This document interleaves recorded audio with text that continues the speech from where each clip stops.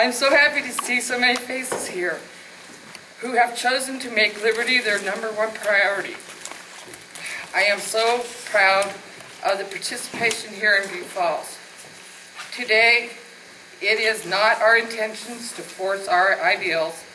Today's objective is to provide you with facts, motivate you to do your own research, and come to your own conclusions. Having said that, I'm confident that you will choose action against an agenda pushing us toward a global government. Thank you for all coming. Thank you, Carolyn.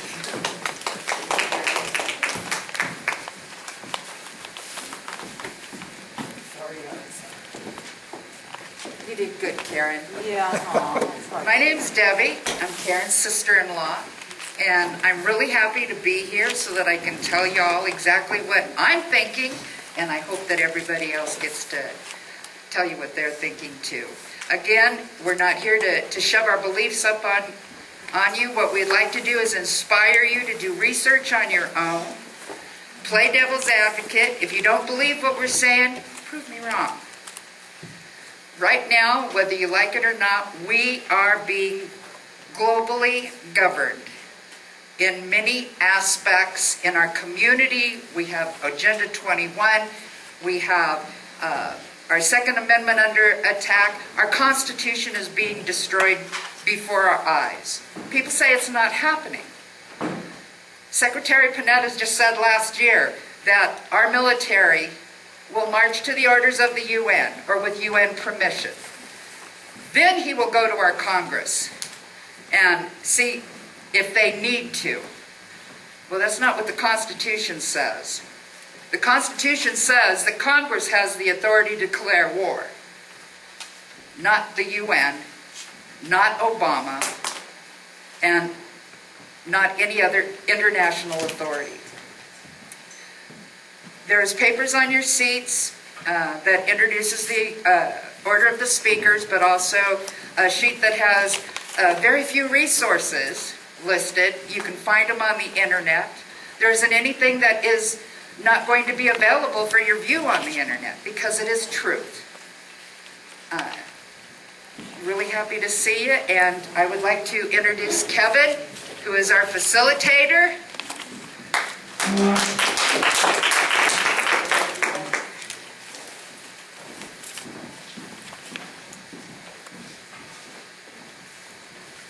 I'm Kevin, and to kind of kick off the tone of this meeting, there's a lot of, as you know, it's a lot of polarity in America right now. I think the media's behind it. You know, the media wants to separate us from each other. So, I guess it was about 3 years ago I first learned about the Nolan chart. And has anyone else ever heard of the Nolan chart? It's a diamond shape. Anyone? Okay. Well, what it is it reflects where we stand politically. And it adds a dimension. It's really a two-dimensional exercise. Instead of left and right, we have personal freedom and economic freedom. And each of those measurements, as you take the quiz, and this is going to be a very interactive day today. So I hope that you can feel as though you're a part of this, as we feel like we're part of this. This is just kind of a de facto gathering here. So if you would, if you have a pen or something to write with, you have the personal issues on the top, economic issues on the bottom. You don't have a sheet. And No, I have that. We just weren't told to bring a pen? writing utensil. Okay. Yeah. I'll walk around with the pen if you Yeah. want. So on the disagree column, I'd like you to put a -1 if you disagree with that statement. You have 500 personal issues, 500 economic issues. And when we're finished with this exercise, we're going to find out how much we have in common as opposed to how polarized we are. You might be surprised. We're going to see some on the left, we're going to see some on the right. But generally, we're going to see in this two-dimensional grid here where we stand as Americans, not as Republicans, not as Democrats, but as Americans. And we have American issues going up against a global force. And so we need to look around and see who we have as our neighbors before we can get through this. Okay? America was founded on conflict. And we have a challenge before us today. So I hope that you'll go ahead and fill us out, put a 0 for neutral and a 1 for agree, and then add up. You'll have anywhere from -5 to +5 on the personal issues, and same for economic issues. And at the very end, we'll see where we stand on this grid. Okay. Okay. So the speakers are going to have about 20 minutes, and I'll be the facilitator. Make sure we get through this on time. So the next, these are the statements that you're going to mark -1, 0, or +1 and add them up for each of the two. So we had a speaker. We may have to come back to this. Gene, unfortunately, fell ill this morning, and I consider Gene to be a subject matter expert on the Second Amendment and why it's so necessary for good people to be well armed. It's very important for good people to be well armed. So he's also going to touch upon constitutional malfeasance of those in the public sector, especially. What does malfeasance mean? Malfeasance, thank you, is essentially a violation of one's oath of office. When one enters a public office, one takes an oath to preserve, protect, and defend the Constitution of the United States. And if that person deliberately goes against their oath, that's considered malfeasance. So we have plenty of that going on. We do have some good people in office as well, and we need to support those good people, Red being one of them. Constitutional sheriffs, we need to pay attention, who is standing up for the people.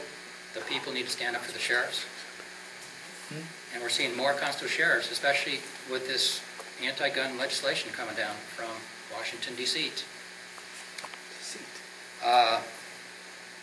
We really need to stand up for the good guys.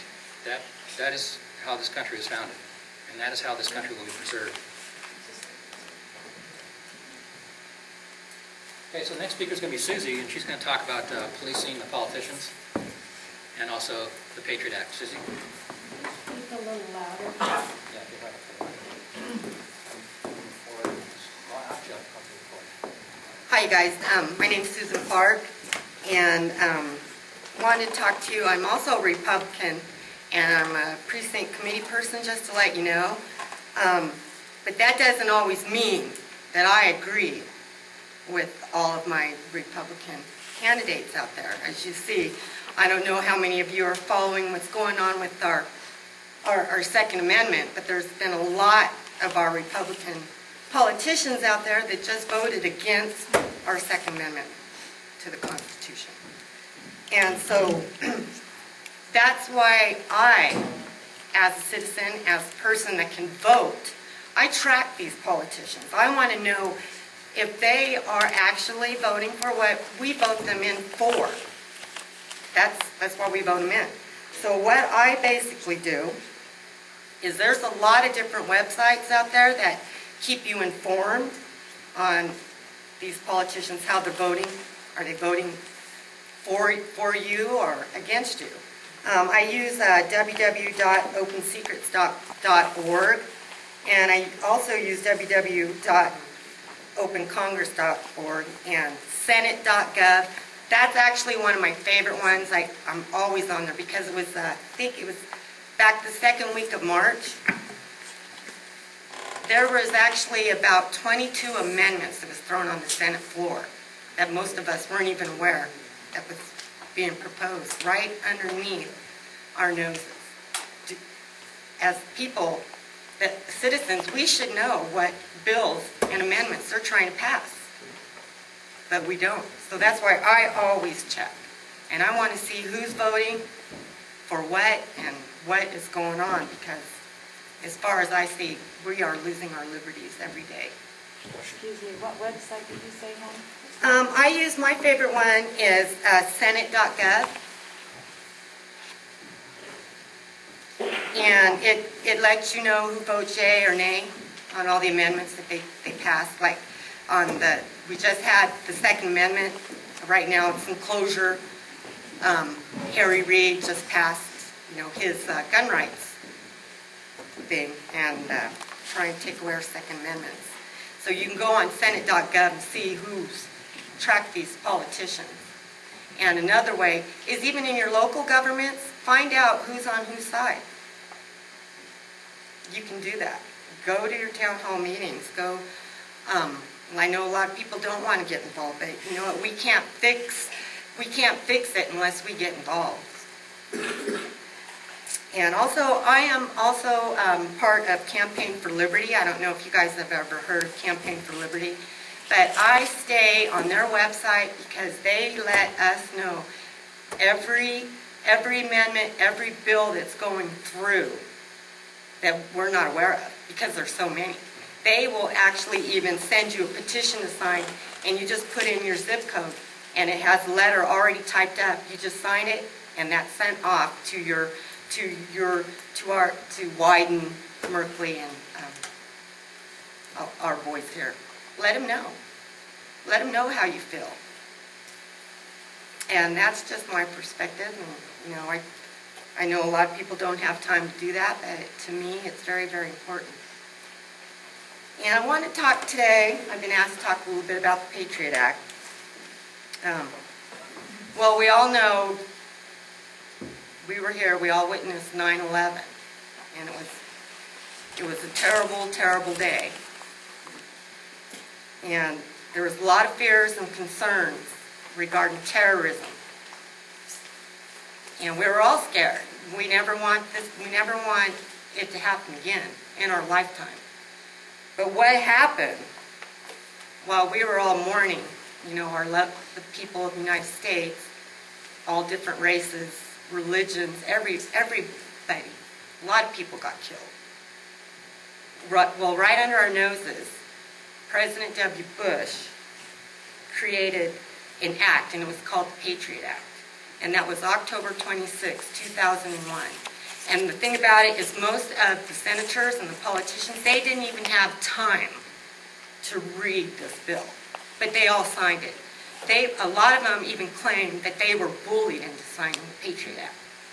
Because if they didn't sign it, the other politicians said, well, you are just as bad as the terrorists that attacked us on September 11th.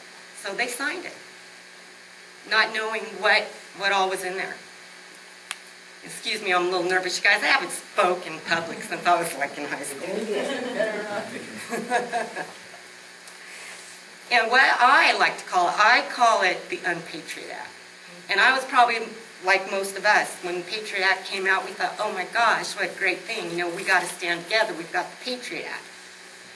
We're going to fight terrorism in this country, and doesn't matter what liberties we have to give up.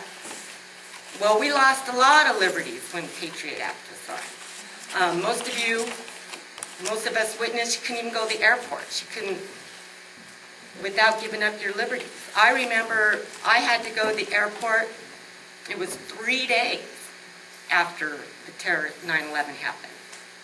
And I knew I was going to have to, give up, maybe get pat down, do all that, but I did it in the name of, national security, even though I wasn't happy with it. But I'll get a little further into that on the TSA. And there is a union, and they're called the American Civil Liberties Union, the ACLU. I don't know how many of you have heard of them, but they're really good about tracking a lot of these amendments that are against our civil rights. And so I wanted to read a little bit to you about the Patriot Act. And this is through the ACLU. Just weeks after the September 11th attacks, the panicked Congress passed the USA Patriot Act overnight. The nation's surveillance laws that vastly expanded the government's authority to spy on its own citizens. while simultaneously reducing checks and balances on those powers like judicial oversight, public accountability, and the ability to challenge your government searches in court. Most of the challenges to surveillance law made by the Patriot Act were part of a long-standing law enforcement wish list that had been previously rejected by Congress, in some cases repeatedly. Congress reversed course because it was bullied by the Bush administration, I just told you, weeks after the September 11th attack. The Senate version of the Patriot Act, which closely resembled the legislation requested by Attorney General John Ashcroft, was sent straight to the floor with no discussion, no debate, no hearings. Many senators, they complained about it, they had little chance to read it, and they didn't even have time to analyze it before having to vote. In the House, the hearings held and a carefully constructed compromise bill emerged from the Judiciary Committee. But then with no debate or consultation with rank and file members, the House leadership threw out the compromise bill and replaced it with legislation that mirrored the Senate version. Neither discussion nor amendments were permitted, and once again, members barely had time to read it. Congress and administration acted without any careful or systematic effort to determine whether weaknesses in our surveillance laws had contributed to the attacks or whether the changes they were making would prevent further attacks from happening in our lands. Indeed, many of the Act's provisions have nothing at all to do with terrorism. The Patriot Act, what it does, it increases the government's surveillance powers in 4 areas. Records searches, it expands the government's ability to look at records on an individual's activity being held by third parties, such as, I don't even think you guys are aware, such as your bank account. Are you withdrawing large amounts of money? That's what they claim the terrorists did. Just to let you aware. Because I'm also an insurance agent, so I did have to sign the Patriot Act to keep an eye on anybody who was buying a life insurance or anything with excessive amount of money. Secret searches, it expands government's ability to search private property without notice to the owner.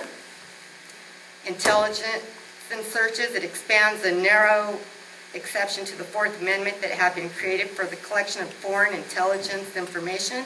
And I don't know if any of you guys have heard about FISA, but that's what that is. That's your foreign intelligence. It's part of your cybersecurity where they can check and read your emails. And I don't know, that's even being discussed in your mainstream media right now. That the IRS, they want to be able to look at all your bank accounts without your permission. The bank is a third party. They don't even have to let you know who's spying on you. Read your email, IRS. Mm-hmm. And then there's also trap and trace searches.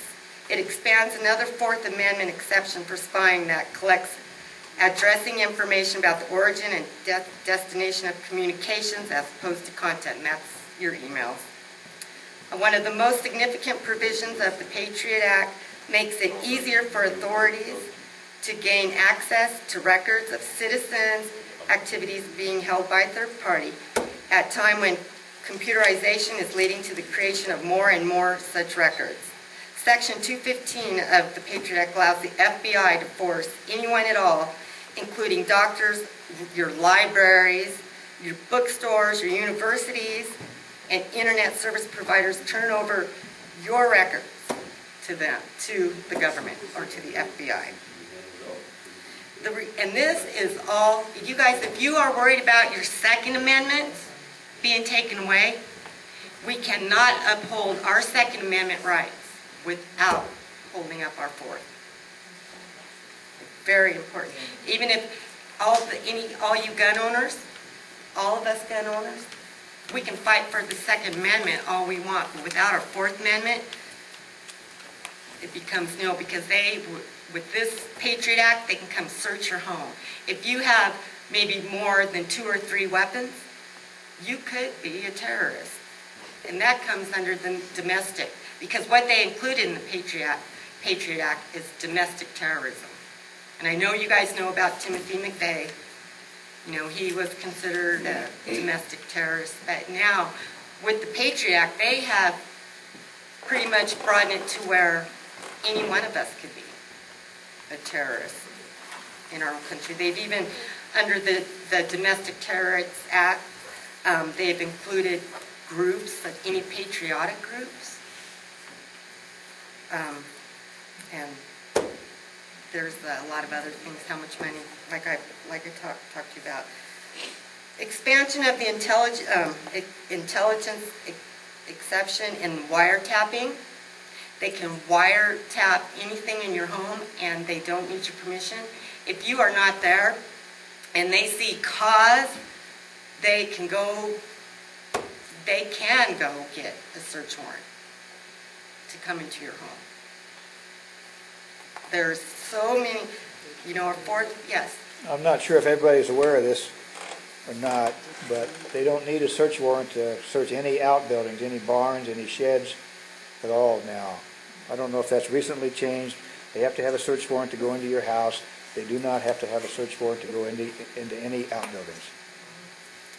Well, with the Patriot Act, actually what it allows is that if the FBI or even your local law enforcement, if they believe that there's cause to go into your home, they, under the national security letters, they do not have to go to a judge.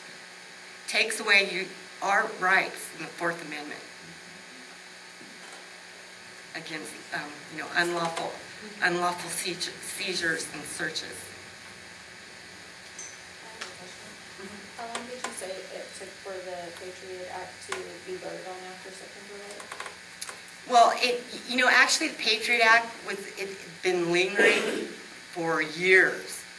After 9/11, that's when they saw that it was a perfect opportunity. Yeah, because that's my point. To bring it out. We already have all this wrote up. Yeah, they signed it to law October 26, 2001. President Obama renewed it with an auto pen signature in 2011, and it's up for renewal. It's up for renewal again on June 1st, 2015.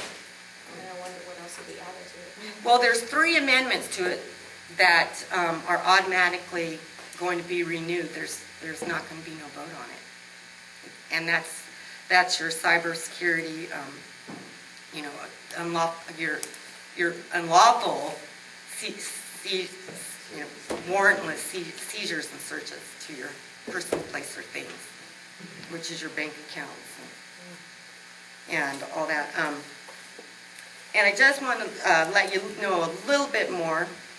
After Obama, after he renewed it back on May 26, 2011, Congress, it's a 4-year extension. They extended, despite bills pending both the House and the Senate to amend the 3 expiring provisions and other sections to the Patriot Act, Congress decided instead to move ahead with a straightforward reauthorization. Despite the many amendments to these laws since 9/11, Congress and the public have yet to receive real information about how these powerful tools are being used to collect information on Americans and how that information is being used. All these laws work together to create surveillance superstructure, and Congress must understand how it really works to create meaningful protections for our civil liberties. Wasn't that expanded under the Obama administration? Yes, June 1st of 2011. And he can, when that was expanded, he can arrest you without trial, put you in jail, hold you there for as long as he wants. Right, and you do not have any rights. And that falls under the National NDA, the National Defense Act Amendment, right, where you will not have right to a judge and jury. And they can hold you away for as long as they want. But we're not losing this nation, we probably lost. We are losing. That's why it's so important for us to come together. And you guys see, I have to tell you, because I do track these votes, and there's a lot of us here. we had the filibuster where Senator Rand Paul, he took the NDAA to filibuster on John Brennan. And he spoke a lot about the NDAA and the use of drones where they spy on you. So I did a little research myself where I looked into, I saw where our Medford Police Department, they actually came out in a letter that was in the news on Channel 10 that said they would not oppose using drones at all in Jackson County. And they said it would be great because they would use these drones to keep an eye on your neighborhood to make sure there's no criminal activity going on. Well, okay, so, this is how I look at it. You're out you're sitting on the porch having nice tea with your family. You're having barbecue. And here's this drone that flies up to you and they're spying on you with the camera. And they've got you recorded. With the Patriot Act and the NDA, who makes them, what makes them think you're not doing something illegal? Right, that's what I want to bring up, is that can be at their own discrimination, so you could not be even doing anything wrong. And see, that all falls under, our rights under the Fourth Amendment, because they can take it on their own to do it, to do whatever they want. And some of these drones, and I don't know, Medford didn't say about having, a lot of these drones are going to have, the ammunition on them. But if they want, they could. They could do that. If they thought they saw someone breaking into a home, they could shoot you. And I'm not saying they're going to. I hope that, our peace officers would respect your constitutional rights to a judge and a jury, because they could shoot you. I remember one time I was getting ready to go camping with my children. So I was putting my daughter's bicycle in my trunk. I just felt like I was being watched, and when I turned around, there was the police officer stopped there, and he's looking at me because he's seen me putting the child's bike into my car, which I'm like, wow. But it wasn't the best neighborhood. It was getting, a little bad, which it kind of made me feel uneasy, and then in a way, it kind of made me feel good. And I think that's pretty much what the Patriot Act does. In a way, we feel secure, and a way we don't, especially like the TSA. How many of you guys feel comfortable getting patted down when you go through the airport? They're actually taking away your Fourth Amendment rights, because it's a warrantless search and seizure. I went to the airport. I forgot that I had a rhinestone blouse on. And I was told we can pat you down here in front of everybody, or we can take you to a room. Now, I'm a veteran. I served my country for 4 years. I took an oath to my Constitution. And I am being treated like a terrorist in my own country. And if that's not upsetting, at first we were, hey, the Patriot Act, we're going to do whatever it takes for our national security in this country, but when us Americans are treated like terrorists on our homelands, it's got to stop. 2 months ago, the TSA, it made headline news. There was a 3-year-old little girl from St. Louis her and her family was on their way to Disney World. The little girl was wheelchair bound. She couldn't walk. So they get up to the line, and the TSA says, oh, no, we got to check your daughter. They told the mom, you need to get your daughter out of that wheelchair. We want to pat down your daughter, and we're going to check her wheelchair. And you know what the thing about it is? They didn't look like a terrorist. You know, we look at terrorists, we look at people like from the Middle East. I went through about 4 months ago, maybe 5, to the Portland airport with my 12-year-old daughter, and she was selected for random pat-down. Right. And I told them, no way, you are not touching, she's a minor, you are not touching my daughter. Well, will you do it instead? Of course I will. You're not going to touch my daughter. Period, end of story. I will have you and your company on trial. You know, and I was irate about it. Did they let you go through? They let me go through, they never actually patted me down. All they did was make me take my shoes off. But I was irate that they even suggested Good for you. that they pat down my 12-year-old daughter. Good for you. Yes. I was just gonna say something about that. Some of that has to do with, in Mexico, them bringing drugs through. The women will use their children and hide them on the kids to get them through from Mexico to there. That's true, but there's gotta be some Well, point. yeah, where you don't want nobody touching your child because you teach your child that nobody's supposed to be touching them. There's gotta Right. be a reason for them to suspect that though before I would allow the search. Oh, yeah, nobody would, if I had a little kid, nobody would be touching them because I taught them nobody's supposed to be touching them at 3 or 4.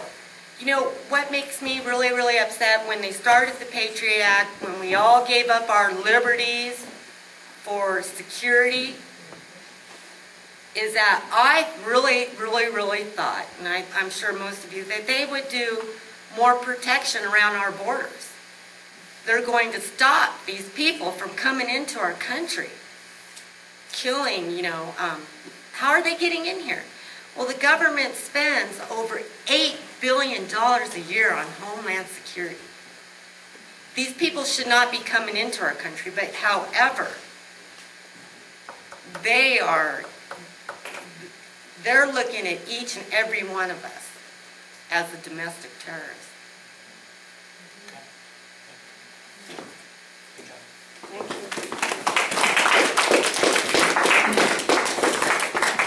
Just a reminder of the flow and chart exercise. This is the chart we're going to mark up with our scores all the way from -5 to +5 on the personal and economic freedoms. Our next speaker is going to be Linda, who's going to discuss Citizens United case at the Supreme Court.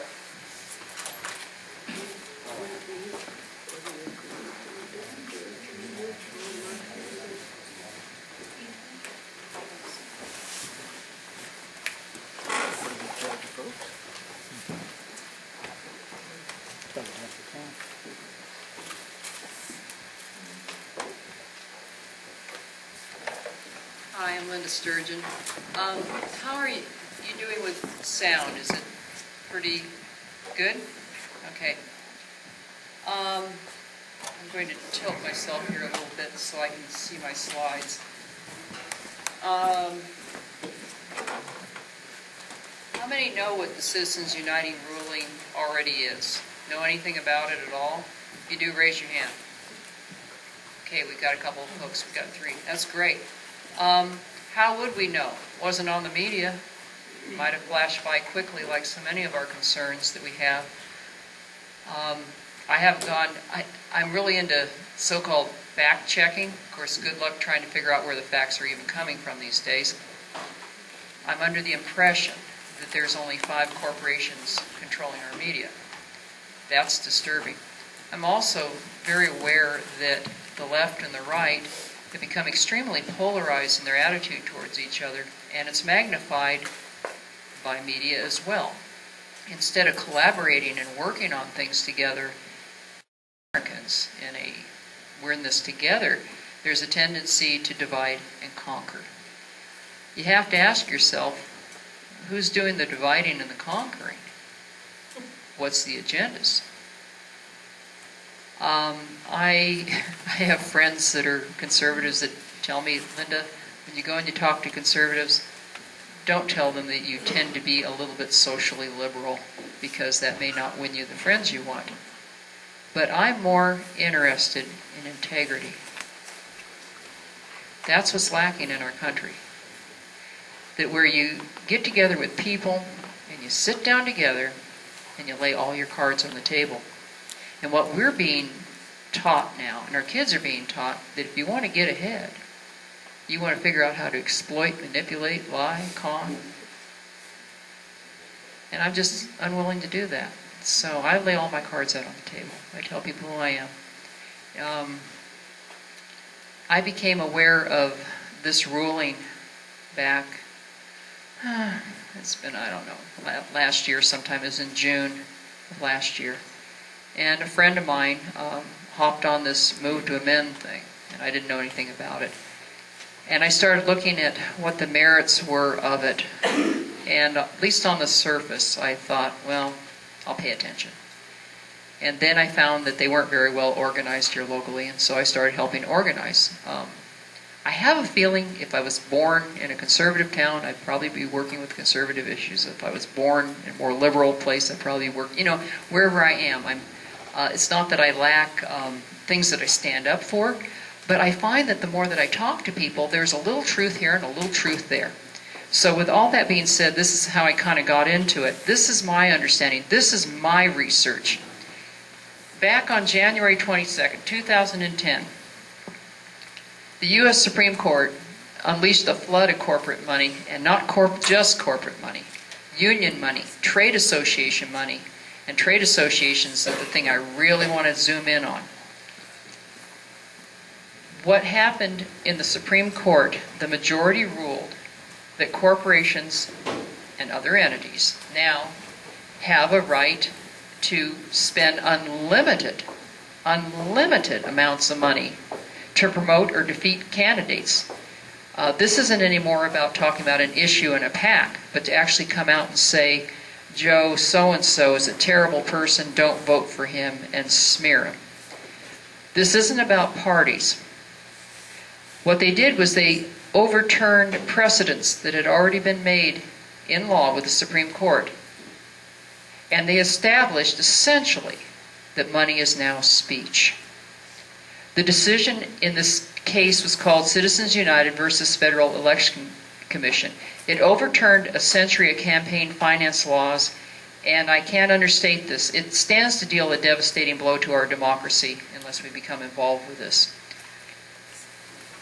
In the aftermath of this decision, which I'll explain, we had 100 years of state laws, including Montana, who was the one that went to court on this. They overturned every one of their state laws having to do with campaign finance, where money was involved, where entities were involved. They basically took away Article 4 of the Constitution, the manner in which elections are held. And they basically said that our Congress, both federal and our state Congresses, can no longer make any law that's going to clamp down on the amount of money spent in elections or entities who are jumping into the game to control this. I started hearing this and I went, you know what? I'm having a problem here. I'm seeing the Constitution is under attack. First of all, those rights are my rights. They are inalienable rights granted to us by our Creator, because I have the right to live the way I want to live. An entity, which is one or more people coming together in a group, I'm sorry, they, as a collective, no matter how they, and I'm not talking about taking away from the right of association, that's not what I'm talking about, but when you have a mass power in concentration with entities such as unions or corporations which are multinational, that now they have, and trade associations, you wait till I get to that one, that now they have the right to speech as money. Can you put one and one together here? It adds up really fast where this is going. Here's the issue. Money via entities of unions, corporations, nonprofits. And here's the kicker. It allows 501c4 and C6 undisclosed monies. That means no tracking. No reporting. Nothing. The money comes in, you don't know where it is. And that includes foreign money from trade associations. I've been researching this thing. It maintains that entity expenditures cannot, okay, this is the majority speaking here. This is a quote. Maintains that entity expenditures cannot corrupt elected officials, that influence over lawmakers is not corruption, and that the appearance of influence will not undermine public faith in our democracy. In other words, the way I read that, it allows politicians to be bought by the highest entity bidder. It rules that money is speech, replacing democracy by a plutocracy. And plutocracy means those with the most money and power rule you. Wouldn't that help the terrorists, especially if a politician was a terrorist? Oh, wait until I get to the trade associations. You're going to love this. U.S. law still bans foreign corporations from participating directly in elections, but after Citizens United, trade associations like API, which is I lost the name of it. Help me here, API. It's Petroleum Institute, and I can't remember what the A stands for. I think I've got it further on. I've got it in my notes here.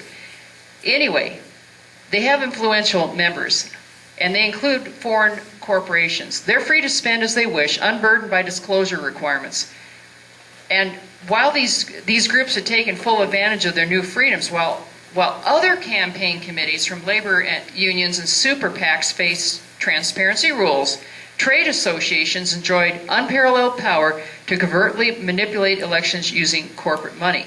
Now, someone said to me the other day, oh yes, but they have a separated, PACs, these PACs are separated out from their general treasury funds. No, that's one of the things that happened in this ruling.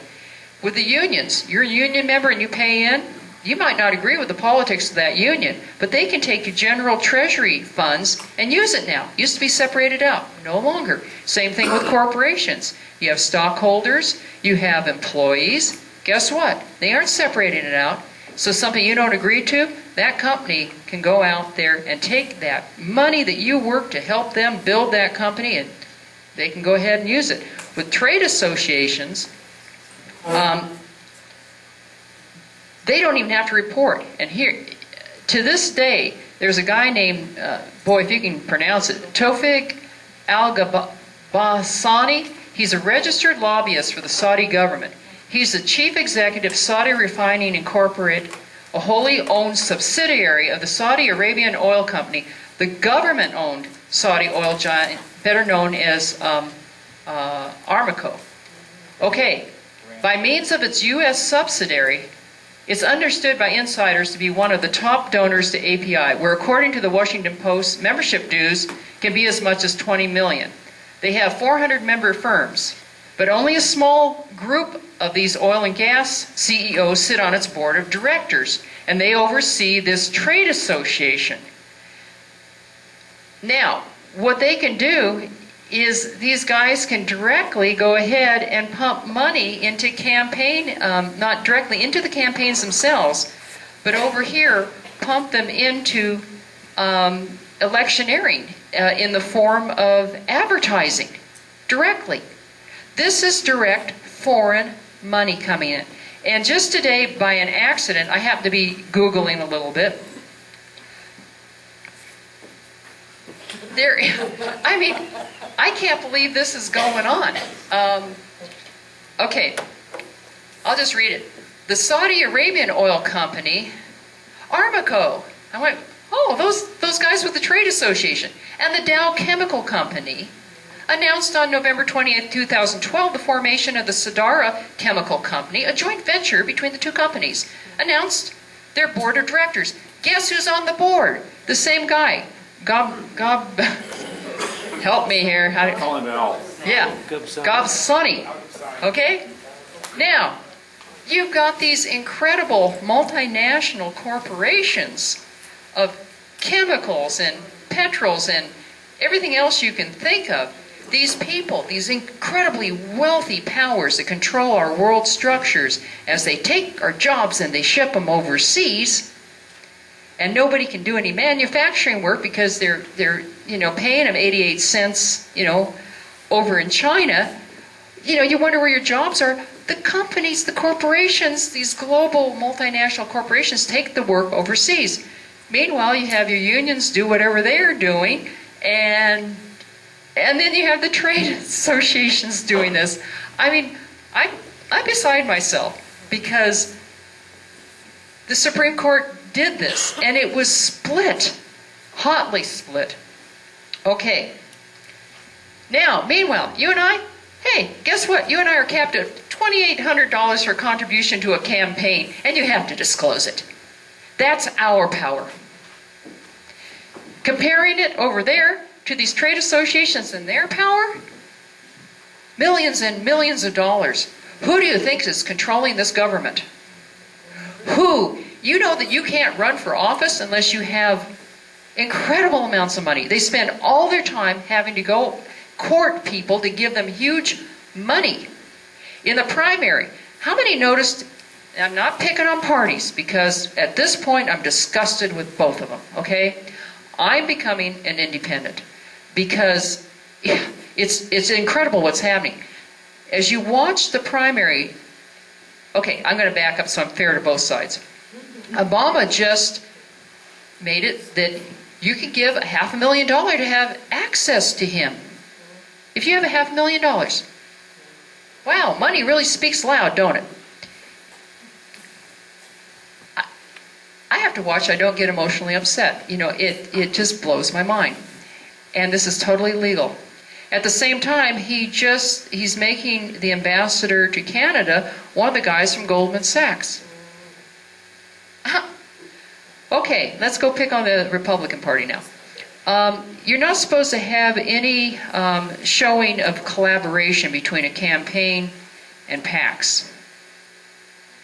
The FEC has been completely devoid of doing anything about electioneering now as far as advertising. It's wide open.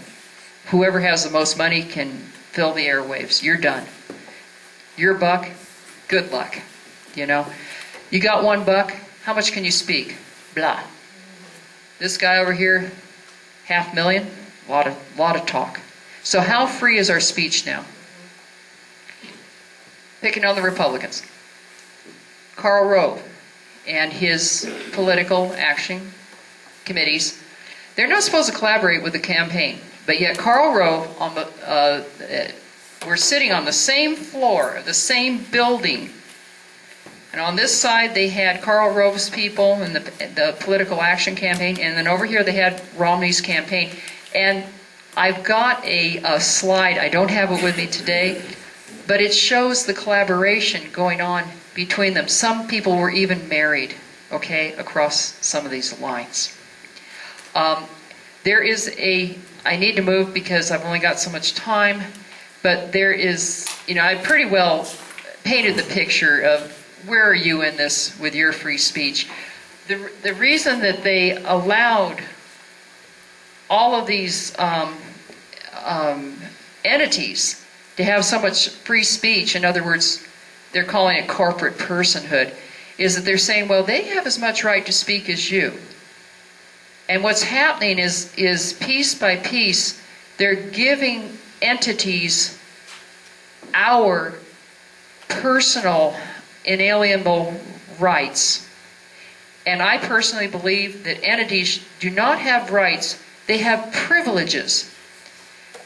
That they are created. What Citizens United has violated is the sovereignty of the American people over their own government. And the First Amendment rights have been given to entities. Nowhere does it declare that money is speech or that these entities are people. It takes away Congress's right to regulate elections guaranteed under Article 1, Section 4, which they've overturned every state law having to do with this. States' rights have been completely overruled. They didn't even hear the case. They just dismissed them. They have gone against every precedent of historical court rulings. Bottom line is, a person is a private entity.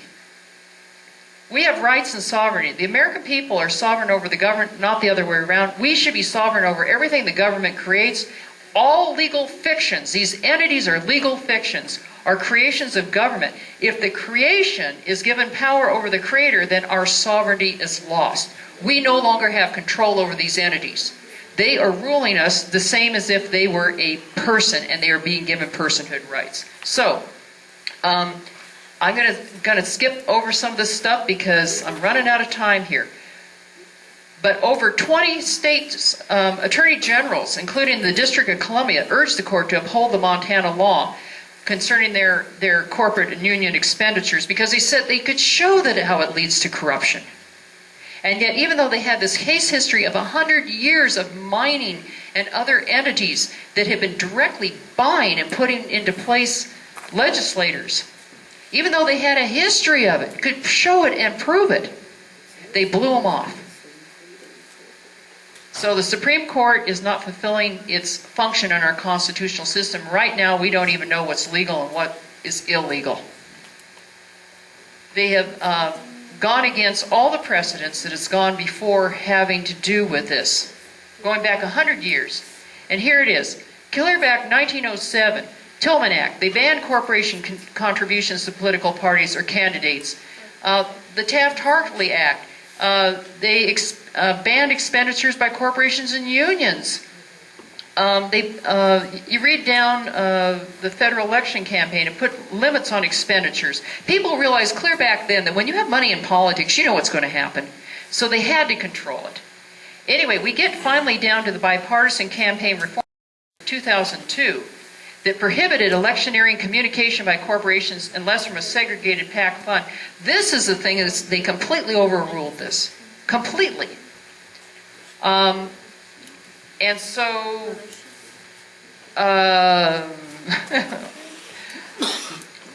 bottom line here, New York Times says the Supreme Court has handed lobbyists a new weapon. A lobbyist can now tell any elected official, if you vote wrong, my company, labor union, or interest group will spend unlimited funds explicitly advertising against your re-election. They've got these guys by you know what. I mean, it's just incredible. So, what to do about it? It has been proposed to have an amendment. I don't know that I agree with this particular amendment, or that I know for sure that an amendment is the way to go.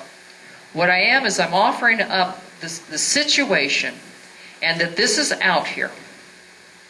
And I would like to open up interaction as to what you think we need to do about this. That's what's important, is to start interacting. There's a, goes into what a natural person and informational links, blah, blah, blah. I'm going to end with saying that, and if you have a piece of paper and a pen, everybody, can you write this down, this one thing? If you would write down, move to amend, Jackson County, spell it out, move to amend jacksoncounty.org. The website there, everything that is on it, I have personally built. So I'm putting my personal integrity in this. I'm the person who's researched this. I'm a transpartisan. What I'm trying to do is bring people together from the left and the right to work on this situation together, because they're going to continue to keep us divided until we do work together. If you take a staunch conservative and a staunch liberal that has integrity and put them together and go out and research something together, guess what you're going to find? You're going to find out the facts together, and that has power. We are a transpartisan organization, and I am working with people in small groups of 5 to 10 people. And if you're interested, please contact me and write this information down also. My name is Linda Sturgeon. It's Linda Sturgeon, and then put an S at the end like it's plural, Linda Sturgeons, at gmail.com. My telephone number is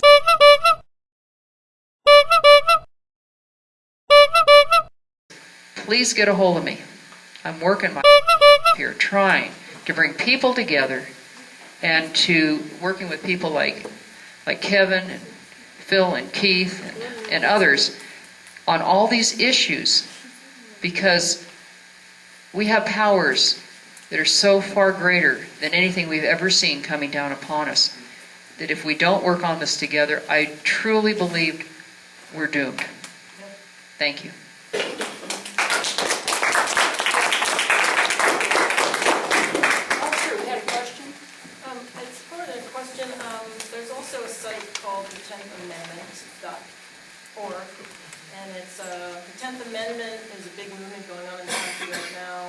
not an amendment, it's the 10th Amendment of the Constitution, that people are using it, it's our states' rights, basically. Right. And it's, people are getting the states to nullify, and the saying now is, don't comply, nullify. And they're nullifying all these illegal laws. There are illegal laws, the indefinite detention. A lot of states have basically said we are not going to take guns away from people, and the sheriffs are backing on them. A lot of state medical marijuana is one of the basically, states' rights saying that law is illegal. You can't outlaw this plant, and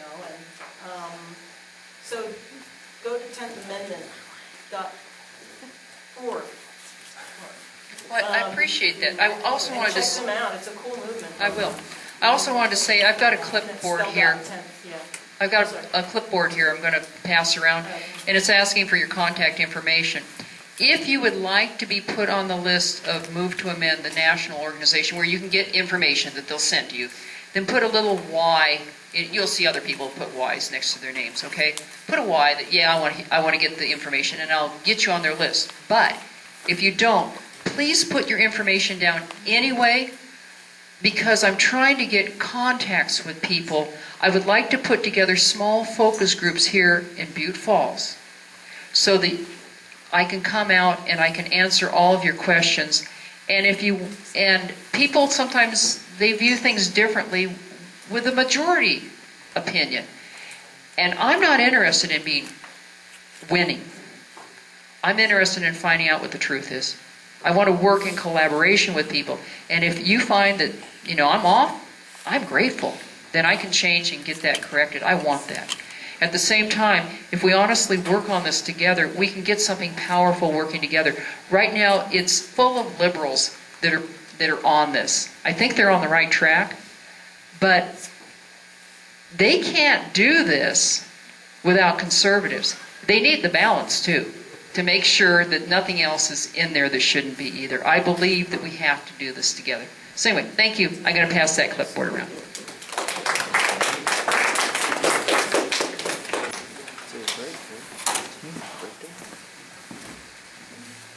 Thanks, Linda. How many people believe we have constitutional rights?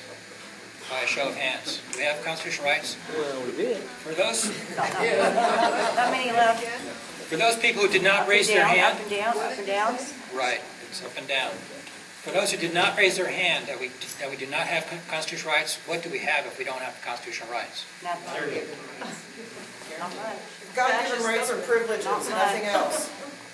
This is a trick question, I gotta admit. I haven't Not heard much. the answer yet. It's constitutional. We have constitutional protections of God-given rights. The Constitution does not give us any rights. It is there to protect our rights. Okay? When I was taught that, I'll never forget it. It changed my perspective on everything about politics and the Constitution and so on. So we already have those rights, and the Constitution is in place to protect those God-given rights. So with that, we're going to have a special presentation on the National Defense Authorization Act by Chuck, and then we'll take a 5-minute break, and we're going to have a screaming second half. So stay tuned. We're going to have a 5-minute break after Chuck. So Chuck, thanks for coming to talk about the NDAA. Okay.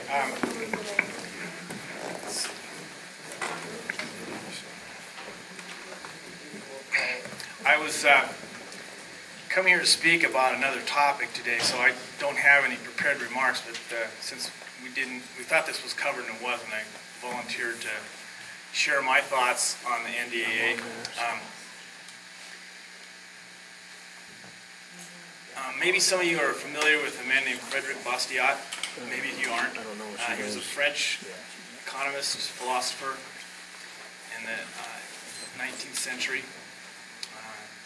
And a little closer to the mic, okay. I'll try and speak a little louder too. And anyway, Bastiat, he was a brilliant man. He said a lot of really deep things in really short sentences. And one of the things he says is that if there's a law that benefits one person at the expense of another, it is not a law. And laws have to be just. They have to be blind. Justice has to be blind in order for it to be a law, or for it to be effective, or even be worth pursuing. And he said these things after our Constitution and the Bill of Rights were written, but if you, he was of a like mind to the people who drafted these amendments. Because these amendments are to protect us from laws that take away something that we have to give it to somebody else. And so keeping that in mind, if you review the National Defense Authorization Act, and I really have to confess that I have not read it. I think it's a pile of garbage. It's not a law. I nullify it on a personal, individual basis. I refuse to comply. Nobody has a right to come to my personal property and to go through my belongings and to look for stuff without probable cause. If I'm arrested, I'm due the right to be known what I'm being charged with, and to have a speedy trial, the habeas corpus. These are things that are natural rights that I have as a human being. And you can write all the things you want on a piece of paper. Those rights don't disappear. And so I'm going to go through the Bill of Rights, and I'm going to tell you exactly how the NDAA violates 9 out of the 10 in the Bill of Rights. I'll even tell you one that somehow they missed. Okay, First Amendment. There's actually 5 freedoms in the First Amendment. I don't know if you guys realize that or not. It specifically protects 5 different freedoms that you have. It says, Congress shall make no law respecting an establishment of religion or prohibiting the free exercise thereof. That's the one. That you're free to practice your religion as you see fit. Now, be careful, because you're probably put on a terrorist list if you are a practicing devout Christian. That's one of the requirements. But that's the first. Second, or abridging the freedom of speech. That's the second one. So if the government is doing something that you don't think is right, and it's your right to speak out, and they are prohibited from stopping you. But according to NDAA, they'll come and get you. You're on a terrorist watch list. Or the right of people to peaceably assemble. It's like what we're doing here today. This could be considered an un-American activity. So by attending today, you might have put yourself on a watch list. And by the way, once you get over the fear of all that, you say, well, it just doesn't matter. I'd rather die free than live as a slave. To petition the government for redress of grievances. We have the right. We have the right to tell them that we think they're wrong.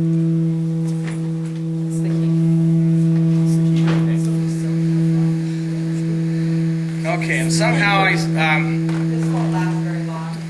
the fifth one was also the freedom of speech is also a freedom of the press. And the press should have the right to communicate things to the people.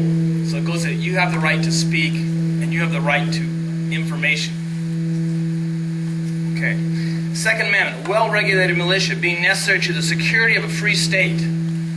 The right of the people to keep and bear arms shall not be infringed. Now, this one is a little bit different than the rest of the amendments in that it actually prohibits the government from any action in this area. And what people will tell you when the Constitution was drafted, everybody was walking around with muskets, and so it's talking about muskets. But that's just a bunch of crap. If that's true, then the freedom of speech means that they can do whatever they want on the internet. Because there wasn't any internet then. Movies and television, they could be regulated and do whatever they want to. They could put propaganda on there 24 hours a day and tell you lies, and that would be okay.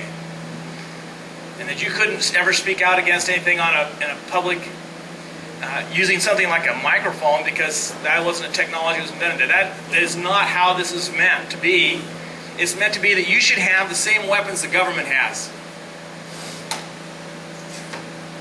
And that there should be nothing that the government can do to stop you from owning those weapons.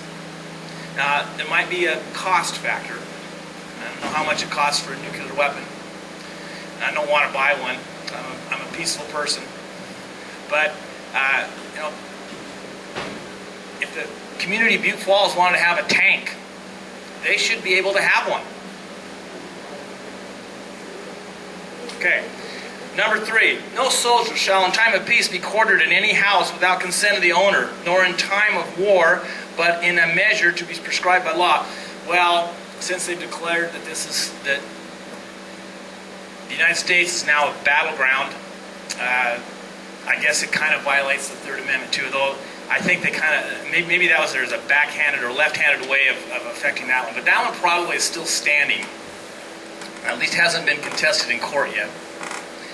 Amendment 4, the right of the people to be secure in their persons, houses, papers, and effects against unreasonable searches and seizures shall not be violated, and no warrant shall be issued but upon probable cause, supported by oath or affirmation, and particularly describing the place to be searched and the persons to be seized. There's a legal concept involved with this, and it says that you are innocent until proven guilty. And you are innocent and you are protected from searches until there's probable cause that you are involved in something that's illegal. I see we have a member of the law enforcement back there in the back of the room, and he is probably well aware of this. He knows how his actions are restricted by this amendment.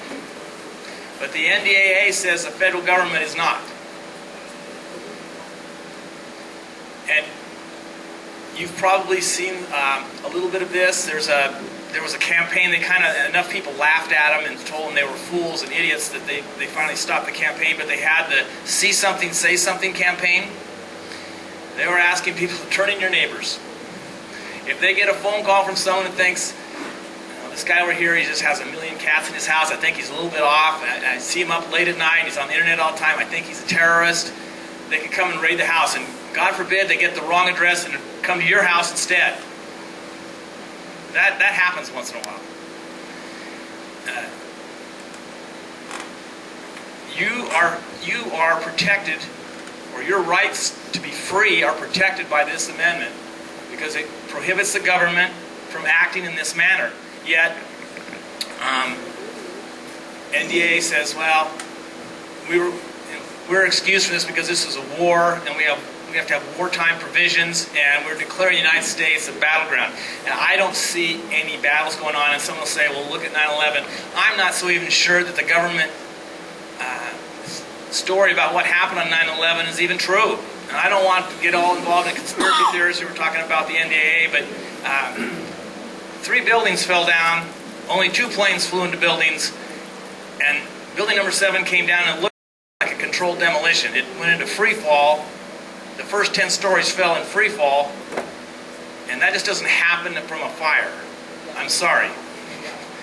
It is beyond belief that people actually swallow this and believe this. So I'm not even sure that whole thing wasn't staged to get us into a war, to make money for some war profiteering corporation that builds tanks and bombs and battleships and fighter jets.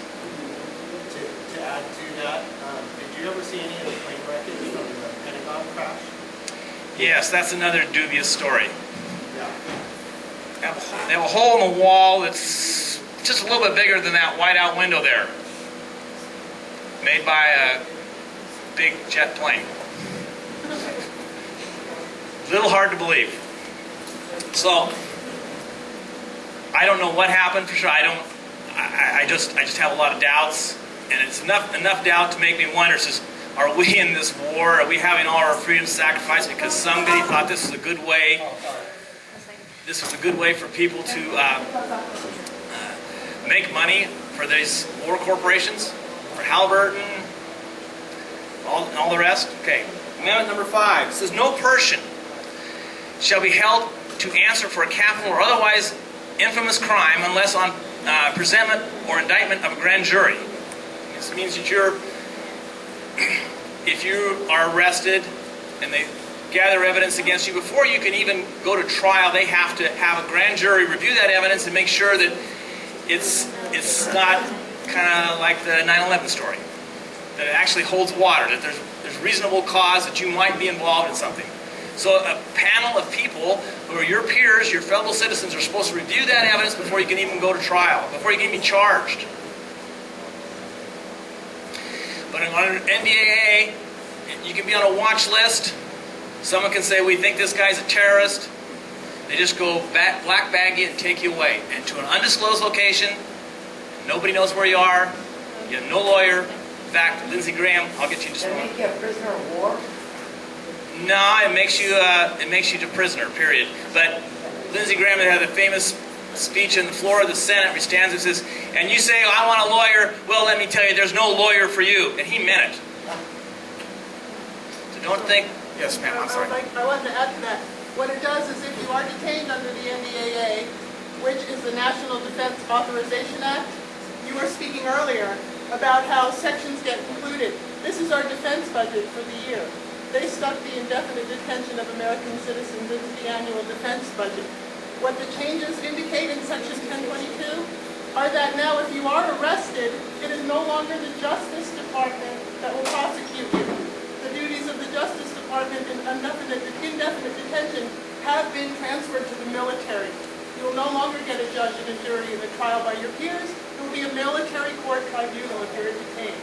So there are a lot more unconstitutional details than just the writ of habeas corpus. You don't even get a judge and jury. You get a military tribunal for your Okay. So, Continuing the Fifth Amendment. Thank you. That was very good. Let's see.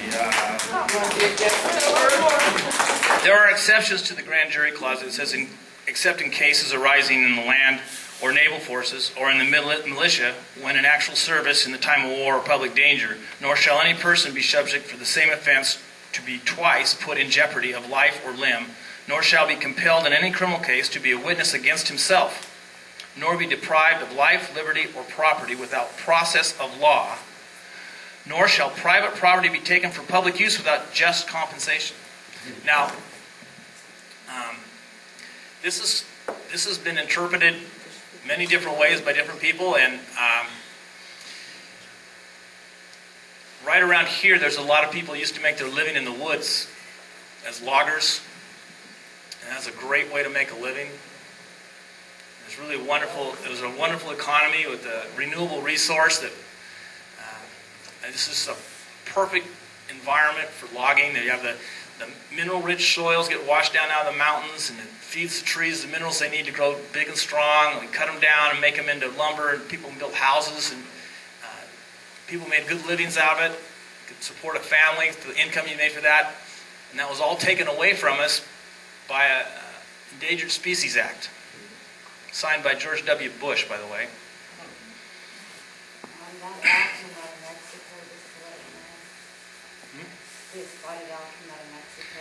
Now, and even if it hadn't, this is our property. This is Jackson County. This is how our community survives. And it was taken from us, and we weren't compensated. So we lost the Fifth Amendment a long time ago, or at least parts of it. Gary Harrington, many of you may know him.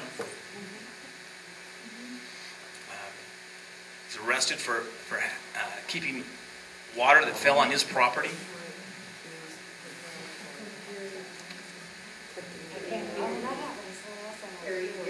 Gary Harrington. Kevin G knows the aspects of this much more than I do, but this is his ability to store water for his animals, his farm, do his farming work, whatever, is being taken from him, or they threatened to take. I don't know if he's compliant or not, but that's what he was arrested for. That's my brother. So anyway, this is what happens. It filters down like this. Dead animal rots from the head down. And we have to stop it at a local community level, at a county level. We have to become free again. Amendment number 6. In all criminal prosecutions, the accused shall enjoy the right to a speedy and public trial by an impartial jury of the state and district wherein the crime shall have been committed. So that means you're judged by a jury of your peers. That's been tossed out the window, and is what we were apprised of earlier. Let's see. Let's see. The people. I'll skip through this a little bit here because it's anyway. The speedy trial part. A lot of this amendment was violated by none other than Abraham Lincoln, who during the Civil War arrested people and locked them away for the duration of the war in undisclosed locations. So this has been attacked previously, and there's precedence for what they're doing now. And it's that's what seems to happen every time you have a war, is they find ways to trample all over our own freedoms. And I don't know about you people, but I felt a lot more secure on September 12th than I do today. And I'm not a terrorist, but they think I am, because I speak out. Go in Amendment number 7. In suits in common law where the value of controversy shall exceed $20, the right of a trial by jury shall be preserved. I wonder what they must have a different meaning of the word preserved than the founders did. No fact tried by a jury shall be otherwise re-examined in any court of the United States. So it means that if you get the chance to serve on a jury, you have the power to nullify an unjust law. If this law is a bunch of bullshit, you can stand up there and tell your fellow jurors what you think about it and say, we don't have to convict this person. This law is unjust. And you can acquit somebody and they're free and they can't retry him. But if they're in an NDA, under the NDAA, they'll just pick them up and take them to an undisclosed location and lock them away in a black room. Excessive bail should not be required, nor excessive fines imposed, nor cruel and unusual punishments inflicted. I'm here to tell you, if they're going to take you away and they've already done all these other things to you, they're in for a dime, they're in for a dollar. They're going to torture you to get what information you have. Who do you know? What do they do? What other organizations you belong to? They're going to find out. They're going to mine you for information. If you want to keep quiet, they will torture you. And people who should be protecting our rights, our elected representatives, they all claim that torture is okay. They use the torture as an example. We got Bin Laden because of the information we received from torture. That is kind of another improbable story that's hard to swallow. The enumeration of the Constitution of certain rights shall not be construed to deny or disparage others retained by the people. And what this means is that just because it doesn't say in the Constitution what our rights are doesn't mean that the state assumes those powers. It means that their powers are constrained by this document, ours are not. Our freedoms are our freedoms. We should have the right as Jackson County, as the state of Jefferson, this region of the earth, which is one of the most beautiful places on earth, to live a free life and not be bothered by other people. The 10th Amendment, and by the way, the infringement on the 9th Amendment is a little bit of it's kind of a long, that's not a direct effect, but it's still there. It's affecting your personal liberties. The powers not delegated to the United States by the Constitution nor prohibited to it by the states are reserved to the states respectively or to the people. And we had an earlier statement about the 10th Amendment Foundation. And this is one of the things that was the brilliance of the way the country was founded. It was founded on the principle that if there were 13 colonies which became states, and those 13 states came into a contract with each other that they would act in union for the benefit of each other. But if one state felt that their rights were being usurped or taken away or they were being taken advantage by others, they were free to leave the contract. And there were many times when they had de facto secession prior to the Civil War. In the War of 1812, several of the northern states, they were being taxed to pay for the War of 1812, and they did not want to be involved in it. So they just withdrew. They didn't send any tax money in. They refused to support the war, and they kind of had a de facto nullification by secession for a period of the duration of that war.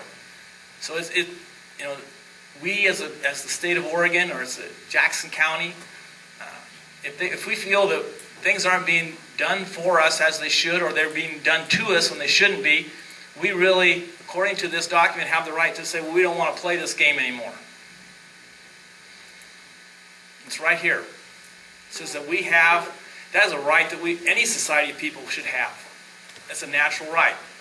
And that's another thing the NDA has taken away by saying the government has power over us to do whatever they want with us. And that is not true. So that's my take on the NDAA. As you can tell, I'm rather opinionated about it.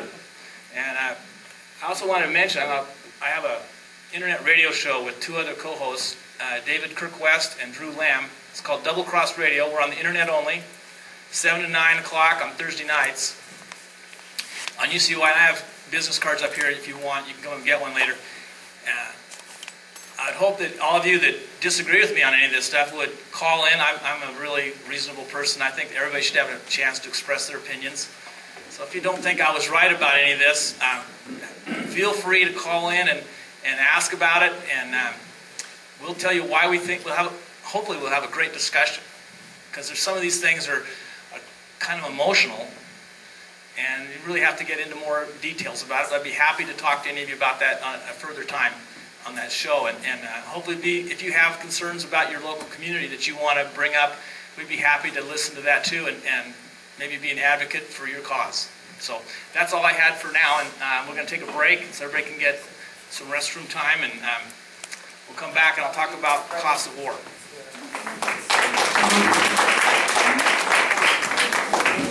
Okay, real quick, we're going to have a 5-minute break. There's coffee, cookies downstairs. We'll also cover the Nolan chart later on.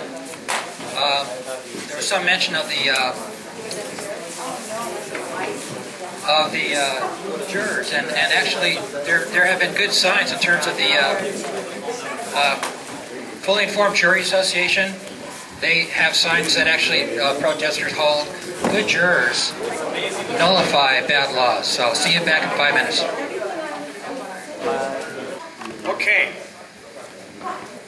I'm going to read this instead of just speaking a little more off the cuff, because if I don't read it, I'll get distracted by my own thoughts, and we'll be here a long time.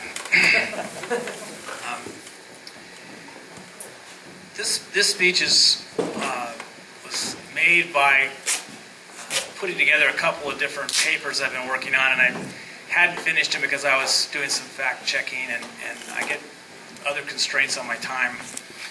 So there was parts of it that were kind of, which I omitted from this speech because I don't know for sure if my facts were right.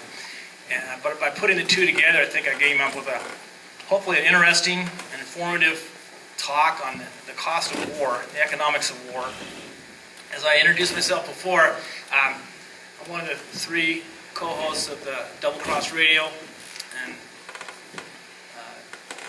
please, I gave out a bunch of these cards before, but please, if you're interested at all, come and get one and spread them around. We started off last year with a very small idea that, gosh, this would be a great way for us to advance our philosophies of life, and be able to talk to other like-minded people, to bring interesting people to light. We talk about a variety of projects and interests, all the way from aquaponics, greenhouses, Fukushima, the radiation from Fukushima, medical tyrannies, natural cures and remedies, to oppressive governments, which seem to be tied to everything that we talk about. So, enough for plugging the show. Now I'll get into my talk. I chose to discuss the economic reasons of wars, and having trouble getting started here, get the right way to lead into this. But, someone once told me that people vote with their pocketbooks. And I believe it was my mom that first said that, but it's a common phrase. And either this person was wrong, and I hope my mom wasn't wrong because she told me a lot of good stuff, or people just don't understand how deep the government has dipped into their wallet to fund the current wars. I'm assuming the second case to be correct, and so I'm here today to show you just how much these wars are costing you. My hope is that once you find out, you will vote for candidates at all levels of office who stand up for these wars and want to continue them.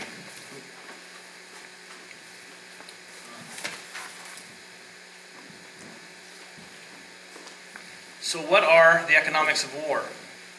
As a child growing up, I was taught that World War II brought us out of the Great Depression. Many of you who are of a similar age probably heard the same thing. In fact, it's still repeated today. To believe this, one must suspend what one knows about war and envision an economy producing all sorts of extra goods and services for the war at no extra charge to society. It's like, yeah, we don't have to pay for any of that, I guess.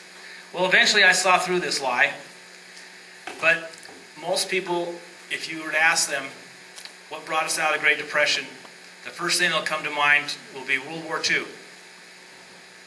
Because they haven't thought about it any deeper than what somebody else told them. They're just able to repeat that information.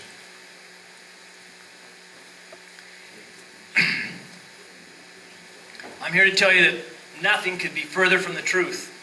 That there's no such thing as wartime prosperity. I'll let that sink into your minds for a minute. Just think about that. There is no such thing as wartime prosperity. If there were, then blowing up stuff and killing people would have to create wealth. Let's take a look at what really happened in World War II. Try and learn something from history for a change. I see that some of you possibly were alive at that time. You may remember that during World War II, they had rationing. They rationed gasoline, for instance. If you wanted to take a trip, you had to save up your ration cards, or maybe borrow some from somebody else, or arrange some trade, buy somebody's ration cards with a can of tuna fish or something. But there was not a lot of stuff around for people to consume. Everybody planted gardens. Everybody. They were encouraged to. They were called victory gardens. And they weren't called victory gardens because they were going to help us win a war. They were called victory gardens to make you think that you were helping the war effort, but they were really wanting you to plant those gardens to keep you alive because they didn't have enough food to feed everybody. Things were so prosperous the government could no longer mint pennies out of copper. They had to turn to steel pennies. You probably have seen some of those around. They're still in existence. Probably won't ever see any in circulations because they're worth more than a penny to collectors. But you can go to any coin shop and you can find steel pennies. It's a monument to wartime prosperity. They couldn't afford copper. So there's all sorts of evidence that tells us that there is no such thing as wartime prosperity. Some people will point to the sudden drop in unemployment that coincided with the beginning of the war as an indication that the Depression was over. But sending 10 to 12 million people to foreign lands to be shot at isn't, to me, a good way to end any kind of a depression. That seems to be a rather bad way, in fact. And we'll talk about that a little bit later. There's an opportunity cost to doing this. Price controls existed for anything and everything. And as a result of these price controls, any economic statistic that comes out of the war period is meaningless because there was no market functions going on at all. Everything was done at a certain cost. There was wage controls, there was price controls. In fact, one of the reasons why we have a problem with health insurance in this country right now comes from World War II.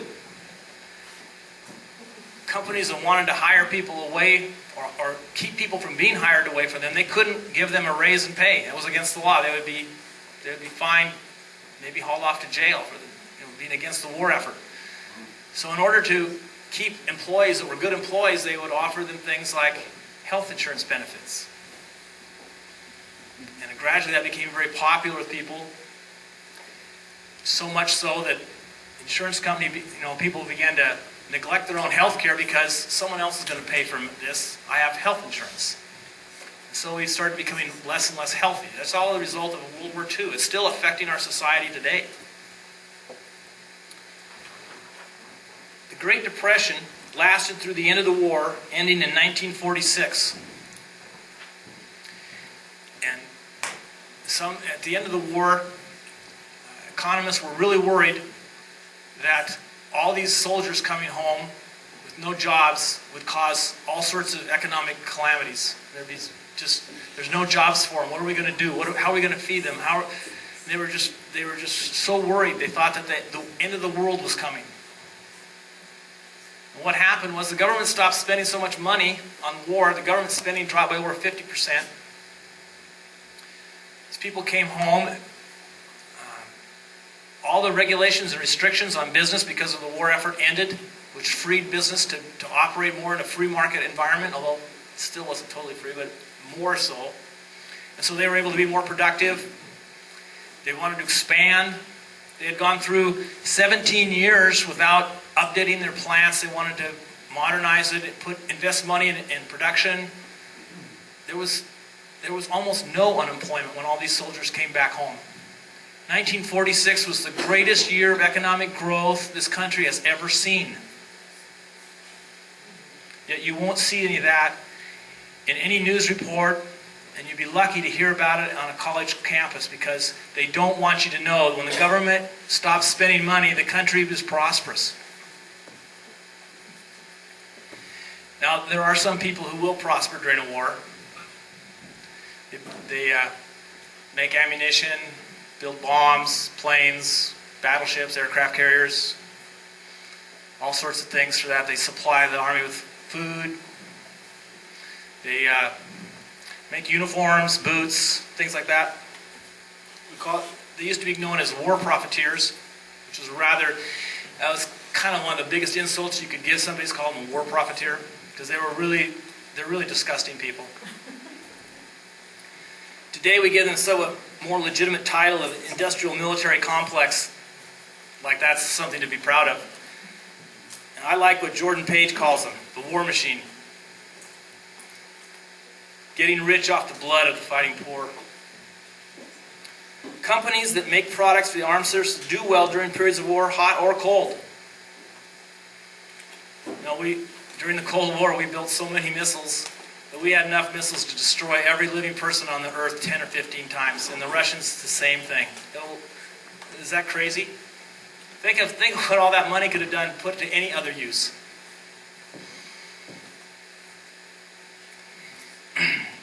The money they use to produce weapons of destruction brings no better way of life for anybody who isn't involved in the business of killing.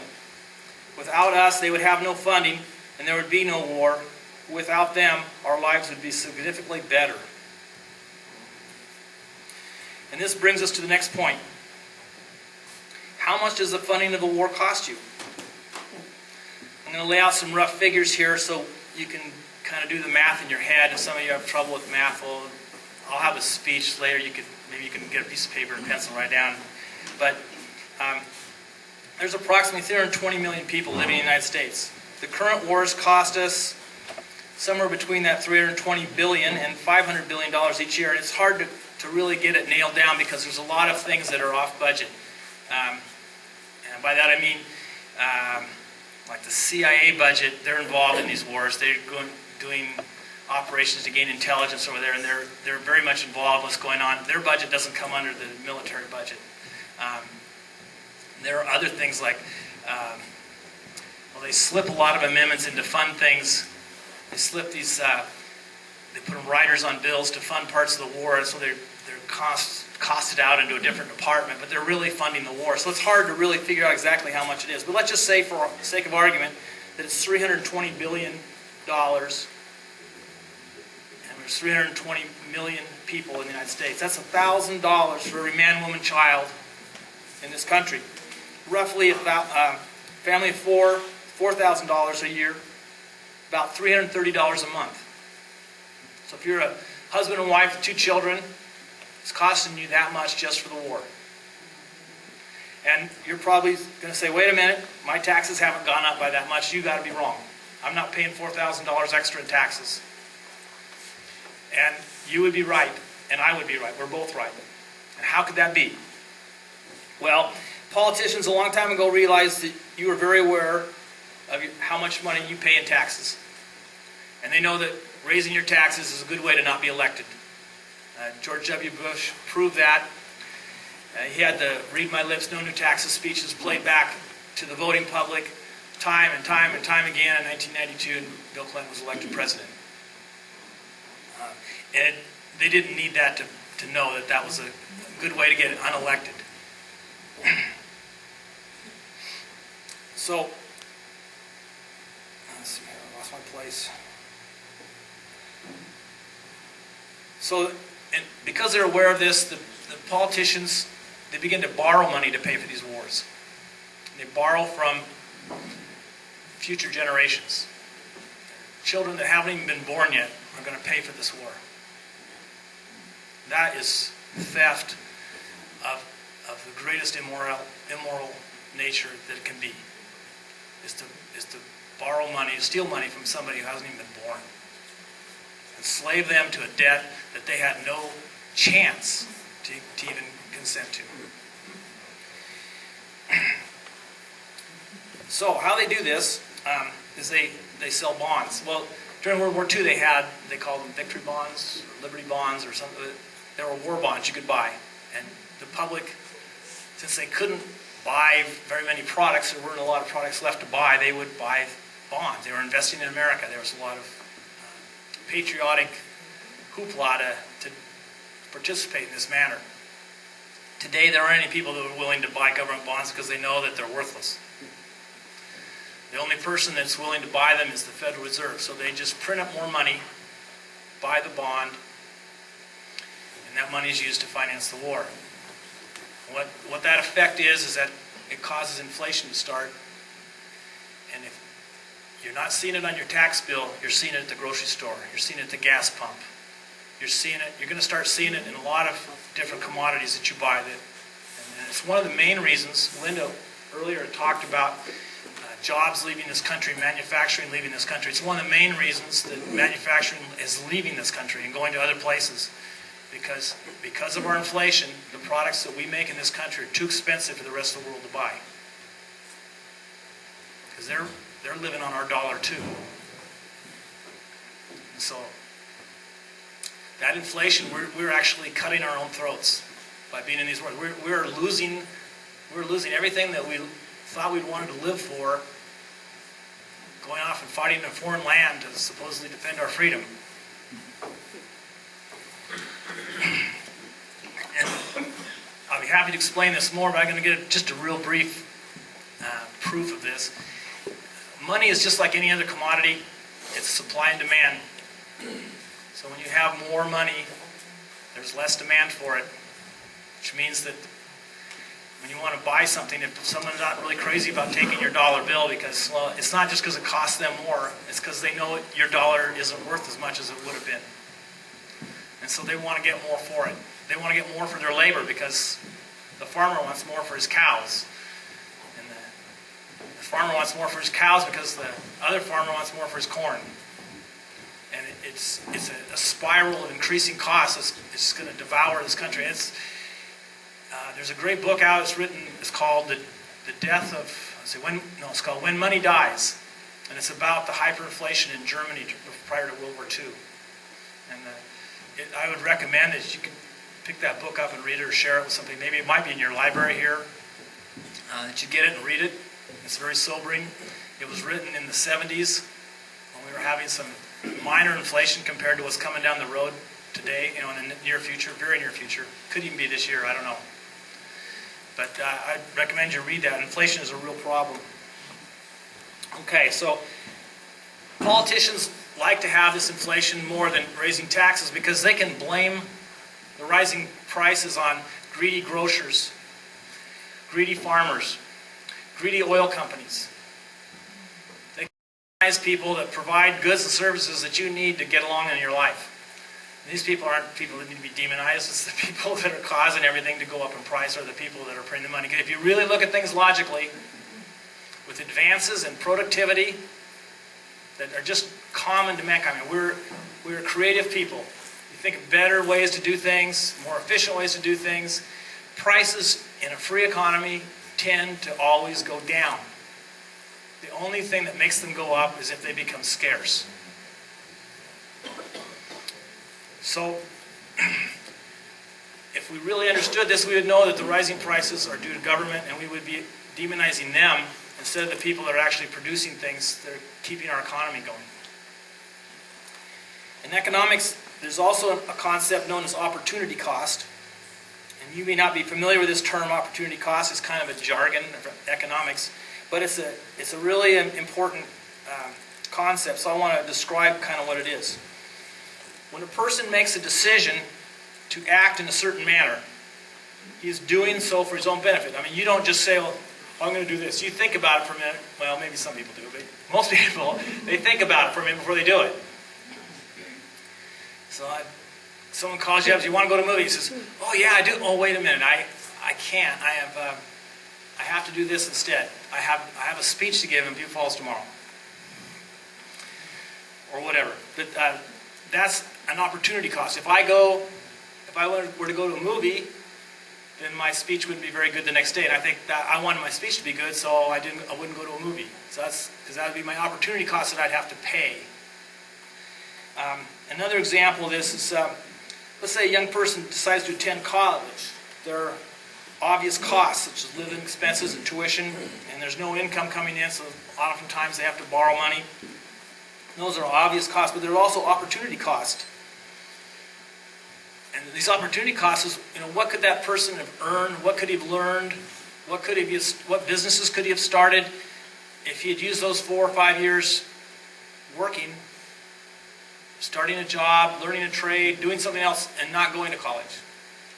He would have been making a living. He'd be independent. He wouldn't be accumulating debt, so that he might be in better shape not to than to. Now he may also be really bright and learn some things to give him a job that pays a lot more money than he's ever going to be able to make without that education, and that's possible too. And that's part of your evaluation you have to make, is what are the opportunity costs of this decision that I make, if I may decide this way or this way. Now, one such student, it's a person you've probably heard of, his name is Bill Gates.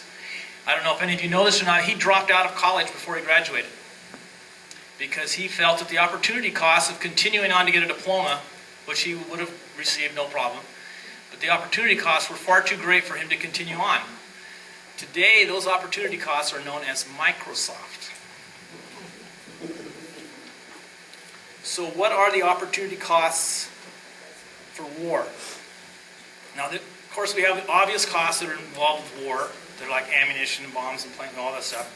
And those are things that are just, everybody would recognize those as obvious things that you spend money for. But what are the opportunity costs? What are the things that, well, before I get in, I lost my place here again. I've skipped over something I need to talk about. I'm sorry. There's also a cost to maintain a fighting force, which would include food, clothing, housing, transportation, disposal of waste, and other basic functions that have to be maintained in order to stay healthy and alive. Army doesn't do you any good if they're all starving and dying.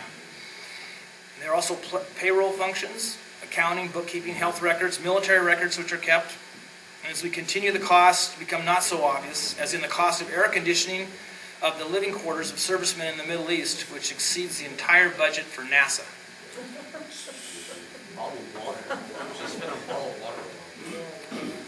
There's also the cost of continuing medical care after the war for those soldiers whose wounds were life-changing. Loss of limbs or brain damage, exposure to toxic chemicals, like depleted uranium. There are also pensions to pay for those who stay in the fighting force a required length of time, along with other benefits such as education grants and home loan guarantees. These are hard costs, which economists can kind of do rough calculations to get a pretty close estimate of what those are going to be. I doubt any politicians would ever look at those things, but they can be calculated. But there are also opportunity costs. And these costs are really hard to identify, and they're hard to quantify in any manner. And I'm going to talk about Frederick Bastiat again. He's one of my favorite philosophers. He once commented that in order to judge the effectiveness of a decision in terms of economics, one must observe what is seen and what is unseen. So, let's say the city of Butte Falls decides they're going to put a tax on everybody so they can repave all the roads. What is seen is a lot of nice, fresh pavement for everybody to drive on, no potholes, everything's really great. What is unseen is what the people would have done with the money themselves if they hadn't had the city tax them out of it. What commerce is being denied? What opportunities are being forsaken to put roads down? And not everybody thinks that maybe the roads are worth what they had to give up to get them. And they had other plans for that money. And they were going to they had plans for a startup company maybe, or they're going to do something else. You don't know. It's almost impossible to tell what those opportunity costs really are. And when you have a war machine that's spending $320 billion of your money, that's taking productive, our best and our brightest, the young, our Army is just full of incredibly bright, talented people. What could they be doing in our economy if they were here producing wealth for our whole society? We're losing all that, what they could produce, by sending them over there to destroy things.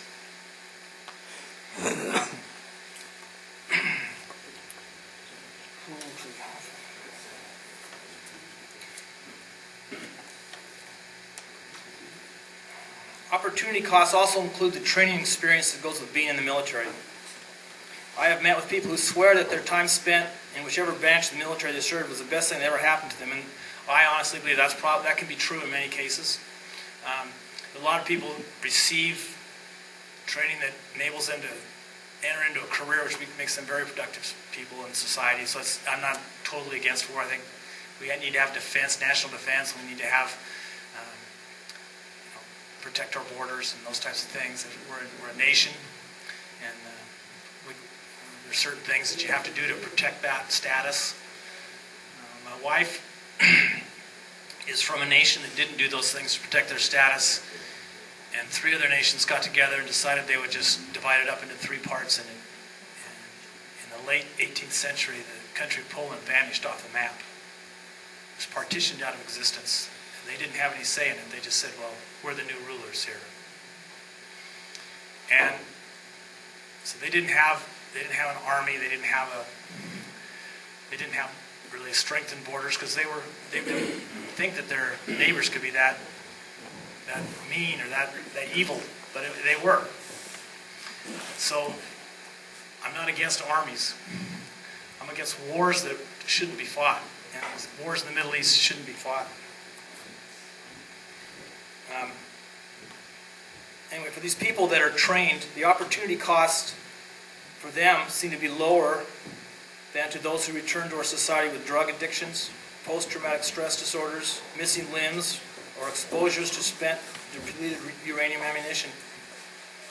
Those opportunity costs for those individuals are extremely high, and I hope that none of you that have served, that are in this room, are having to face the horrors of the depleted uranium and what it does to people. It's really and the government's trying to hide it and cover it up. It's really, really a horrible story. I happened to go golfing with a young man that came back from the Middle East, and he had served in the desert with the windstorms and the dust blowing up that stuff, and it's impossible not to breathe it into your body. And he has health problems that you can't believe. And I doubt that he's going to live to age 50.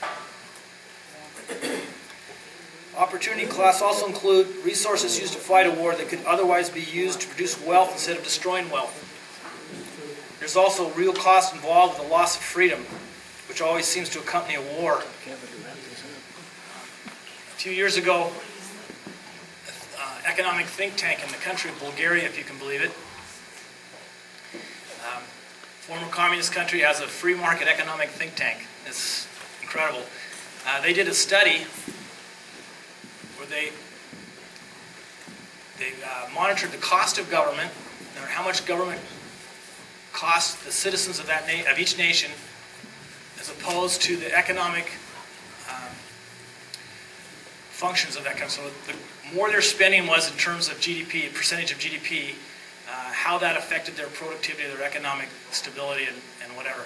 And they found that the larger the government, measured by how much the government spent, the less economic productivity was available for people, and eventually it got to a point where it stopped altogether and would go negative. And they couldn't study any nations below 25% of GDP because they couldn't find any. But I suspect if you get down to a point where you're spending in the low single digits, like 2 or 3% of GDP for your national government, you'll probably find an economy that just is so strong and so producing so much wealth that you will not believe it. And so when we lose our freedoms, we lose the ability to start a new business. We lose the ability to interact with people, to trade among people, to form our own contracts. Everything's being monitored and regulated. That's a loss of freedom. Your economic progress has a high cost to it when you start to impose on these freedoms. When you start to impose on these freedoms, you need a bigger government to monitor everything. And so the costs of government go way up. And they take more and more of the available wealth that can be used for investment in different, who knows what. And that investment now becomes put towards people that come around and tell you how to live, tell you what you can consume, what health care insurance you have to buy. And we become a nation we have a regulation economy. And it just destroys our economy.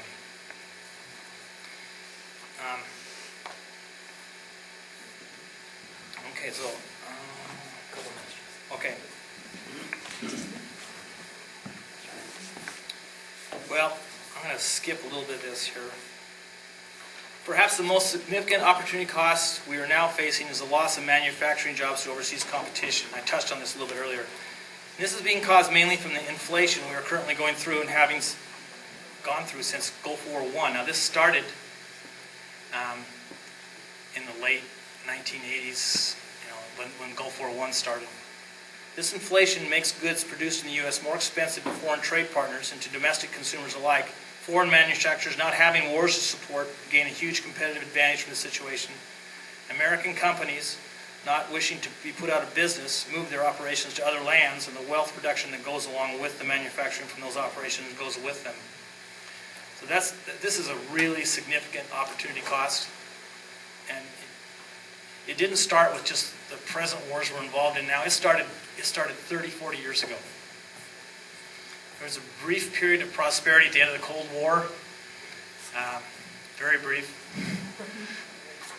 Politicians got pounded their chests that they were balancing the budget, but they weren't. All they were doing is because they didn't have to have all these military bases. Now they had cut a lot of spending. And the economy was starting to really grow. That's what happens when the government cuts spending. There are instances where opportunity costs are quite low compared to submission to conquering force or oppressive rule. One such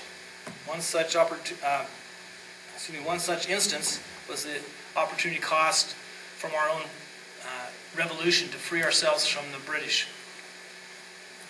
There was very, very, very low opportunity cost. What we gained from that war was an economy that grew, was full of, there was a spirit of freedom, liberty. Everybody had a chance to succeed. And it was, I had distant relatives that died in that war, and I'm very proud of that fact. That's a war that I thought was justified. Since that time, I'm not sure we've been in another justifiable war. It's possibly the Confederacy and the Civil War was justified in defending themselves, but I don't know about anything else. And so I just say I have a bumper sticker I'm going to be putting on my car. The guy gave it to me. saw it, he had one on his car, I thought I liked it, so he said, I have some more, he gave me one. It says, I'm against the next war too. And that pretty much sums up my feelings. So what do we do?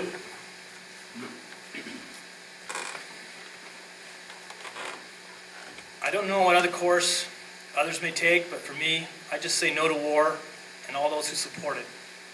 And by that I mean the politicians. War is destroying my country without any combat taking place on our soil. I see those who support the current wars as traitors to the vision of our founding fathers. I'm tired of the wealth that I generate being used to blow up infrastructure in foreign lands and kill innocent women and children who are seen as collateral damage rather than fellow human beings. I'm tired of politicians who wrap themselves in the American flag while taking contributions from war profiteers and forsaking their constituents. Great Walden! True patriotism is loving your country enough to realize that war is killing our way of life and our freedom to live as we wish to live, and to say, end these wars. Bring our troops home. Shut down the war machine. Bring back prosperity to America through peace. Thank you all for your attention today. Mathematics of taxation. Let's go through this real quick. It's kind of a fun exercise. This was self-inspired. I mean, I never heard this anywhere else, so I just have to give credit for me to just meditate upon what's going on here. Okay. Chuck covered the imposition of government and how we're being forced to pay for their agenda, not necessarily ours. Now, government derives its just powers. The key there is just. How do they derive their just powers? Consent of the people. By the Consent of the people. Now, what is consent? It's voluntary contract, is it not? Okay, that's something to keep in mind. Okay, mathematics of taxation. It is incumbent on every generation to pay its own debts as it goes. That's how future generations don't have to pay our debts. A principle which is, if acted upon, would save 1/2 of the wars of the world. How's that for a segue? I think it's saved more than half. Okay, who said that? Thomas Jefferson. That's a very important quote. It is incumbent on every generation to pay its own debts as it goes. A principle which, if acted upon, would save 1/2 the wars of the world. Okay, here's a guy. He's in the private sector. He's making $30,000 a year. Okay, that's a fair wage. That's a fair salary. Okay, $3 signs, $30,000 a year. Well, let's take 9 of those people making $30,000 a year in the private sector, and they have to pay, I think 1/3 is fair, right? In tax, 33%. Is that about right? Some pay more, some pay less. Okay. Yeah. So 30,000 each one is paying 10,000. So we have 3 people contributing 10,000 each, $30,000 for each group of 3 for a total of $90,000. 9 guys in the private sector earning $30,000, contributing $90,000 in tax. Okay, this is just federal income tax. And where's it go? Public sector. Okay, so here's 3 public sector folks. I just happen to use a politician icon. And they're each making $30,000 a year. And how much do they have to pay in tax? Oh, about $10,000 each. So here's the progression. These folks down here, I hate to say it, but at the bottom of the food chain, if you will, you know, I've been there, and many of us have been there. Okay? We need to take care of people that are in need. So we have entitlement programs. So here comes the tax of the public sector. We have funded the public sector. Now they're paying tax, and we're left with $30,000 to pay for entitlements. All entitlements. Okay? Because all of the private sector's tax went to fund the salaries of the public sector. So here we go.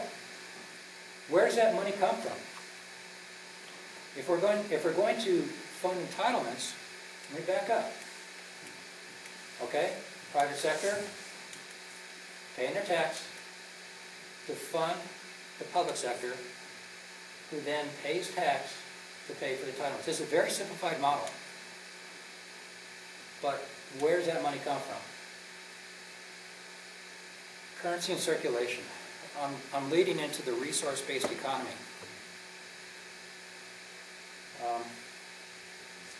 I guess now's the time to point out that everything above the ground came from below the ground. Is there any disagreement with that? Okay? Everything we have above soil came from below the soil. Okay? It's a very key point. So we have all this currency in circulation, the money is flowing, which is great for a service-based economy. But as we live, as we consume, we produce what's called carbon. And guess what? Carbon's been in the news. Why? The cost of living is the carbon outputs of our living. Just our very existence produces carbon. Let's see if this laser's going to work. Okay? Up the chimney, out the tailpipe, in the landfill, down the toilet. We live, we consume, we throw away, and this output, this output, this output, and this output is never to be regenerated again. It's gone. So what happens to this, to the currency in circulation as we're producing carbon by existing? It gets smaller, doesn't it? Because that wealth goes to one of four of these carbon outputs. So how do we replenish that currency in circulation? Resource-based economy. Everything above the soil came from below the soil. So what do we have?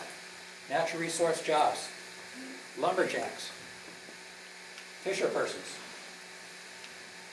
miners, big ag, small ag, hydro, energy production. Okay? That is the only way to replace the collapsing currency in circulation. Okay? Is the infusion of wealth from natural resource-based jobs.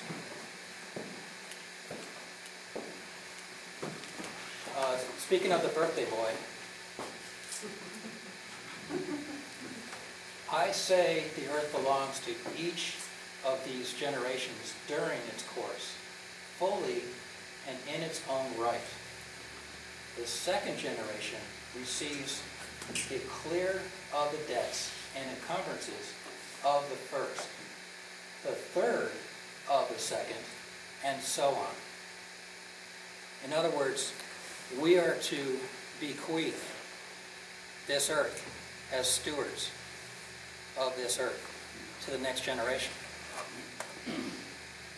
For if the first could charge it with a debt, then the earth would belong to the dead, and not to the living generation. Sorry, I'm a lot of focus there. Then no generation can contract debts greater than may be paid during the course of its own existence.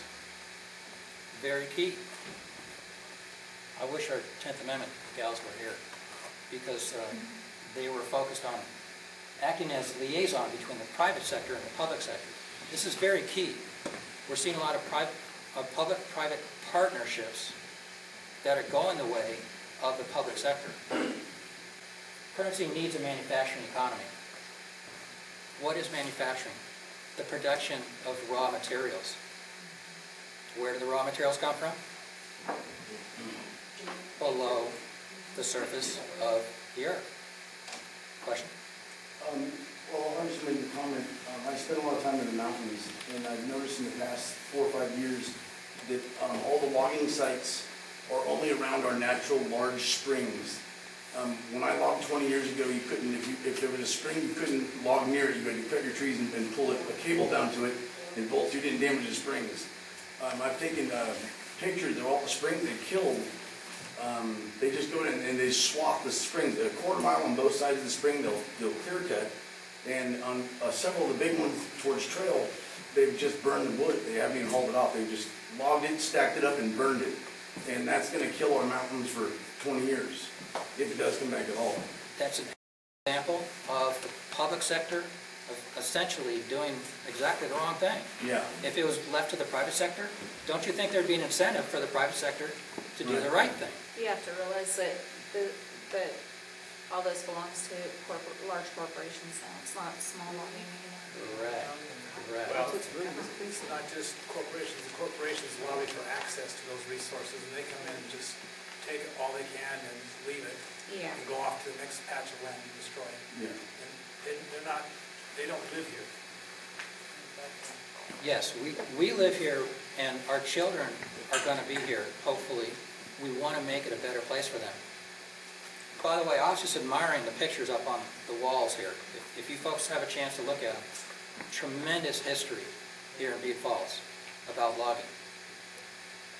It's just amazing. And this is what we're talking about. A functional economy is self-regulated, delivering what's best for the consumer. Okay? If we're going to have money to spend on retail, we need to be in a prosperous economy. Look at us. Most of us are on entitlements, food stamps, things of that sort. This is just there's a saying that says, what doesn't kill you postpones the inevitable. We're getting close to that, okay? We can do better. We're smart enough. We're Americans. The democracy will cease to exist when you take away from those who are willing to work and give to those who would not. Okay? The democracy will cease to exist when you take away from those who are willing to work and give to those who would not. Okay? Entitlements. Who said it? Or a democratic republic. Okay. Tommy Jefferson. Birthday boy. Okay. So I wanted to whip through that real quick. Debbie, you want to cover Obamacare and Agenda 21? Kevin, I'm going to kind of, I want to make a point with your deal there. $259 billion per year and 1.7 million jobs just on the West Coast, just in the western states, for working our natural resources. And that has dwindled by more than 80%. But that is what is capable of being produced and improving the health and the safety and the welfare of the forests, of the animals, of the people, etc. Yeah. This is Ray Kopitka from the National Constitutional Sheriff's Association. She's here with Loma Wharton, so thanks for that comment very much. And also, I started to say before you can buy something, you have to. I think you're going to say you have to produce something. Right. And you do. And we live in an area where we have all these natural resources and we're being denied the ability to produce wealth. That will enable us to have a better life. Yeah. And Chuck touched upon the economy, how the fiat currency is manipulated. We're actually victims of their manipulation of fiat currency. I wanted to just kind of give it an example, if you will. Let's say you're the owner of a very rare Mickey Mantle baseball card, 1 out of 1,000. It's worth a lot. 1 out of 1,000, okay? And you're proud of this thing. You're not going to sell it. It's worth a lot. And the producer of this Mickey Mantle baseball card, without your permission, without your consent, without your awareness even, prints a whole bunch of Mickey Mantle baseball cards, okay? How much is your baseball card worth now? Okay? So that's what they're doing to our commodities with the fiat currency. Something to keep an eye on. So take the necessary preparations, be safe out there. It's important. And take care of your neighbors too, if you can. Can I take 15 seconds to address something else about what you said? Article 11, Article 11, Section 9 of the Oregon Constitution, limitations on powers of county or city to assist corporations. Remember, these are public-private partnerships that are currently working our forests right now, okay? No county, city, town, or other municipal corporation by vote, stop that, of its citizens or otherwise shall become a stockholder in any joint company, corporation, or association, whatever, or raise money or loan its credit or in aid of any such company, corporation, or association, provided that any municipal corporation designated as a port, and then it goes into your ports and authorities. That is the only place that they have the ability to do a public-private partnership. It is unconstitutional. It's written in the Oregon Constitution. They were smart when they did this. Start holding them accountable. And your county commissioners just provided a loan to one of its employees as his package. And your county commissioners also awarded a company, or 3 companies, through So Ready, which is supposedly an economic development corporation, quote unquote. They just, last year, they gave 3 companies, I think it was up to $25,000, no, maybe it was total $25,000. But the point is that they are picking winners and losers. And they said, oh, So Ready chose these 3 companies and they qualify and it's all groovy. It's not groovy. They need to get their boot off of the neck of all business owners, not just the 3 that they chose. Okay, what is Obamacare? When I got this subject, it was like, thank you, Susie, because I knew basically little about it. The reason why, Kevin, can we have the picture, please? Not only is it 2,700 pages long, but it comes with over 20,000 pages of regulation. So why can't I answer everybody's question? There's no way I would ever be able to answer everybody's question because there's just too much in it. What I can tell you is it's called the Patient Protection and Affordable Care Act. There is nothing that I can see so far that is going to protect the patient or is affordable. It was seen to be unconstitutional, the mandate that Obama came down with, by over 80% of the population. However, the Supreme Court, on a vote of 5-4, deemed that, well, it was not constitutional if there was a fee imposed for not getting your insurance. However, if they made it a tax, then they could go ahead and do it. So now we've got Obamacare rammed down our throats. Is it constitutional? That's up to you. But now I'm losing my rights. I can be black bag, but hey, I got free health insurance. You know, what else do I need? Is it affordable? Well, we'll get to that. But first of all, what does that mean for you? They say everybody is guaranteed health care now. Starting on January 1st, everybody has to have health care, either under Medicaid or through the private insurance exchanges. Nothing in this legislation, nothing in this act, nothing in those regulations say that you're guaranteed anything.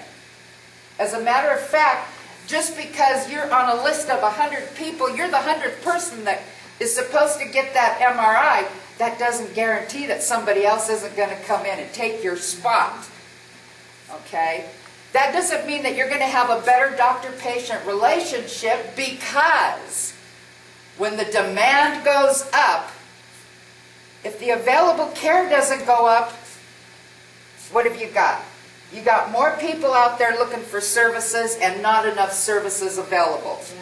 And I don't know of anybody in this road valley that can say they're going to a specialist and don't have to wait at least a month to get in to see the guy.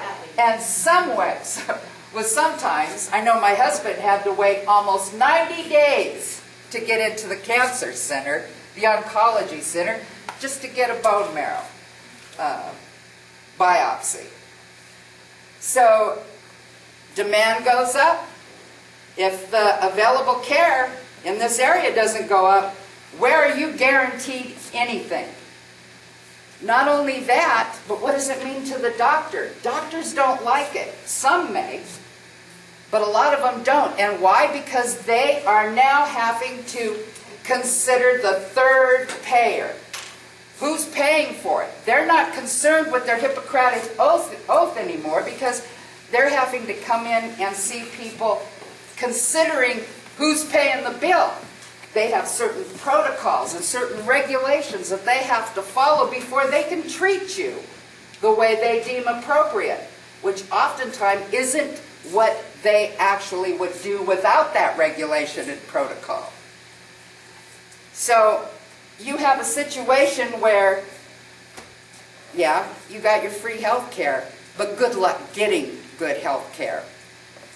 One doctor put it in some really good words. He said, you know what, they've turned our medical profession into something that's more of a veterinary profession. Because a vet comes out and tells you the most cost-effective way to treat your pet, and you make that decision for your pet. Now your doctor is coming out and giving you your options based on what their payer says. Now look at the payer. Payer says, I've got X amount of dollars. How can I treat all these people effectively? It's called rationing. And people dropped the term death panel back when Obama was running for office, but it's still there. And that death panel is the Independent Payment Advisory Board, right? They're the ones that are going to decide who gets what treatment. And you want to know what really, I was going to say pisses, so I'm going to say it, pisses me off, is the fact that people my age are the ones that are going to be denied. They're going to be denied services because the priority is not going to be given to the infants or the elderly. That curve that they talk about is for the 15 to 45s. Good for you, Colby.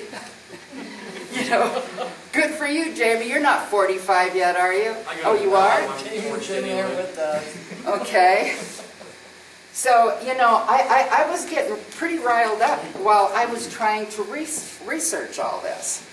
And I kept thinking, where did all this come from? Well, in all those regulations there, they're going to dictate what drugs you can and cannot have.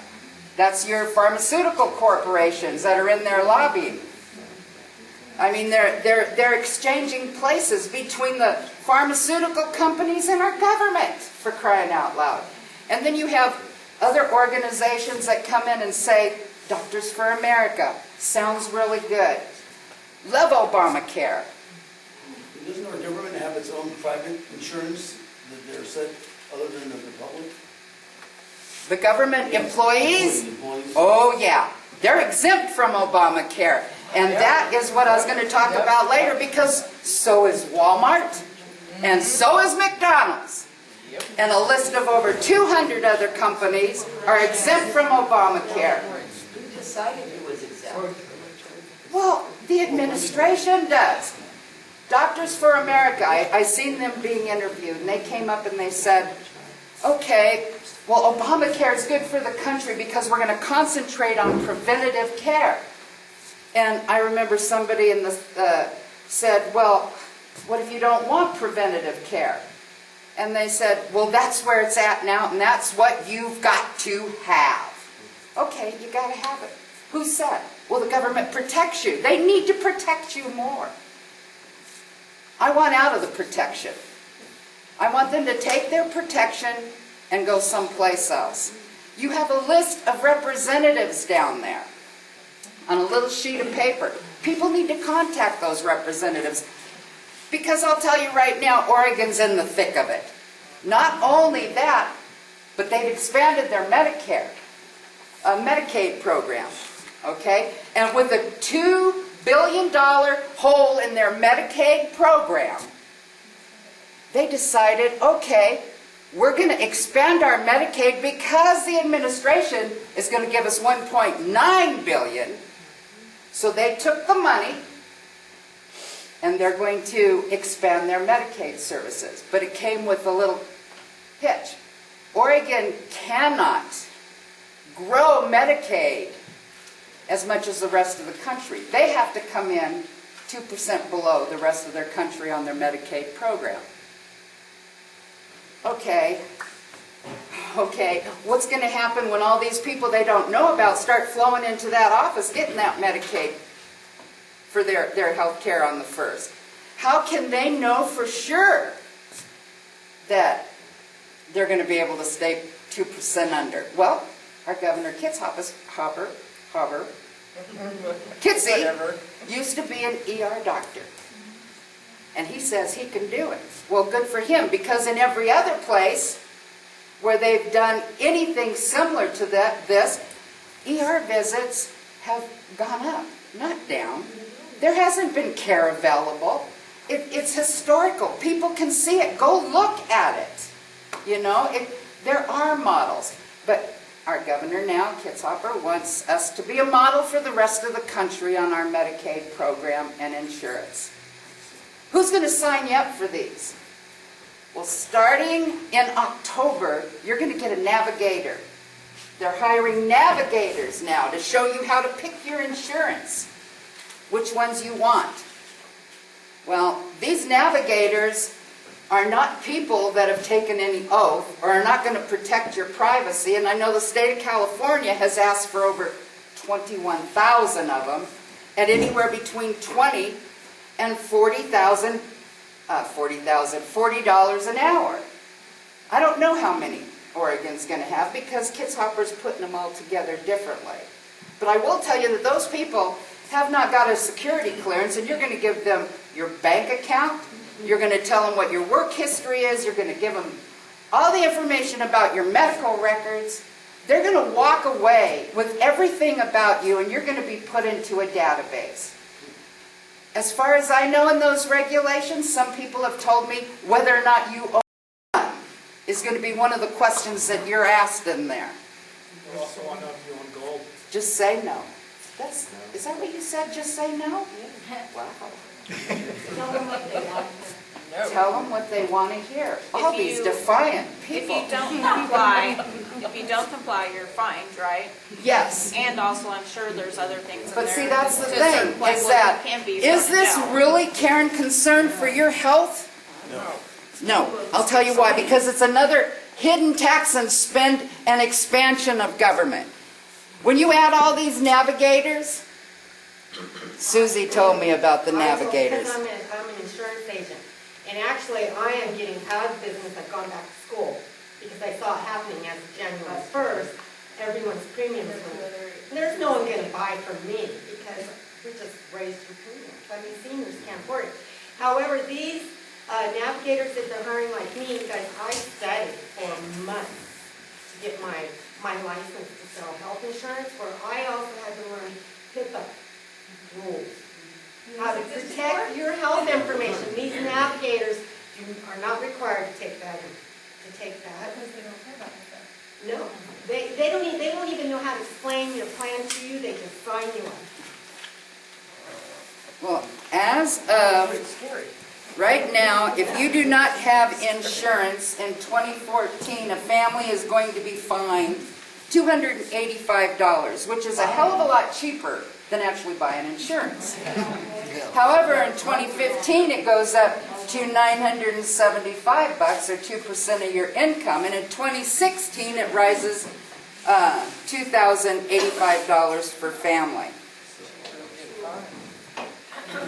Okay, so if the IRS is collecting this money from you because you didn't purchase insurance, Obama says it's because we're having to pay our fair share again.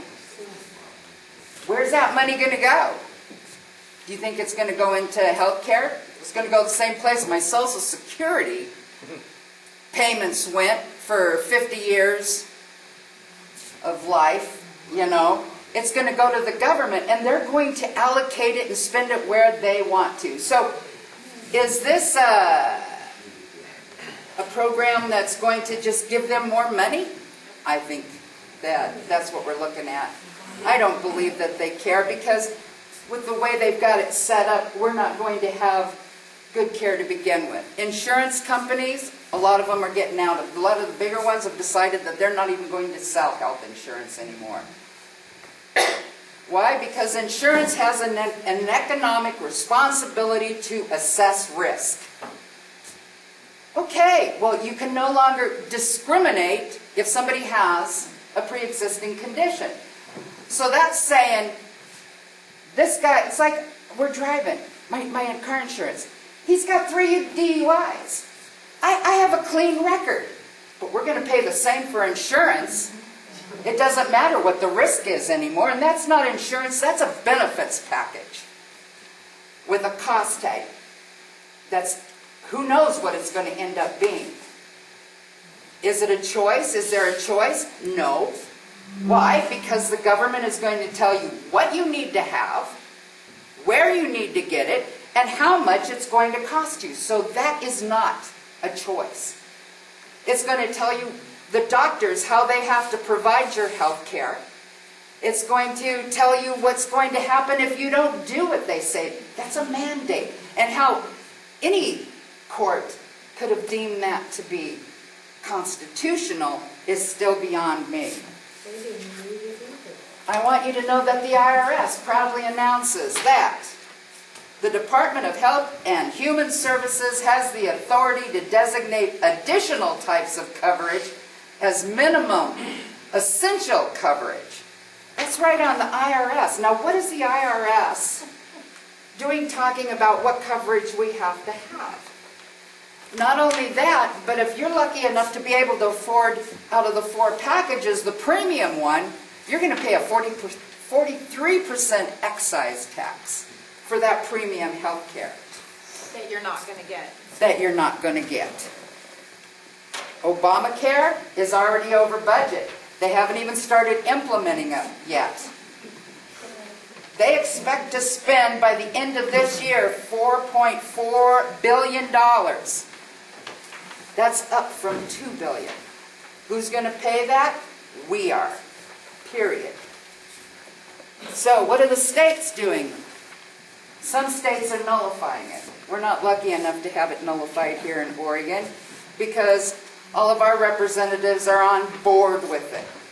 Well, the states that have decided to nullify it are saving their taxpayers. And what happened in that Supreme Court decision, it gave the states the ability to stand up and say no.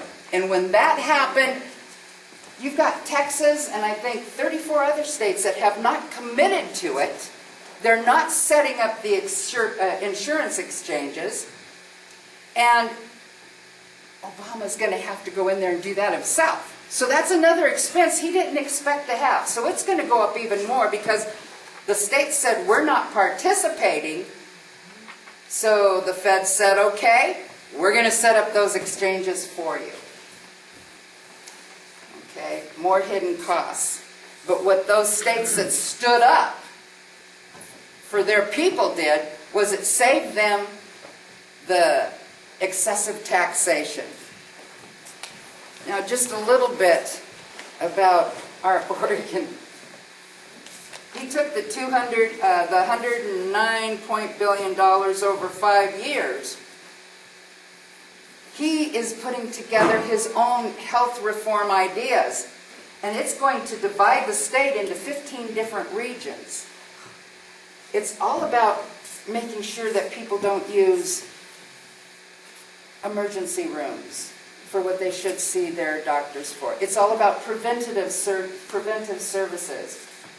But my health care plan, the insurance I purchase for myself, or what Karen purchases or Chuck purchases, is going to include everything that people with kids have. So I'm paying for substance abuse. I'm paying for pediatric services, which includes dental and vision.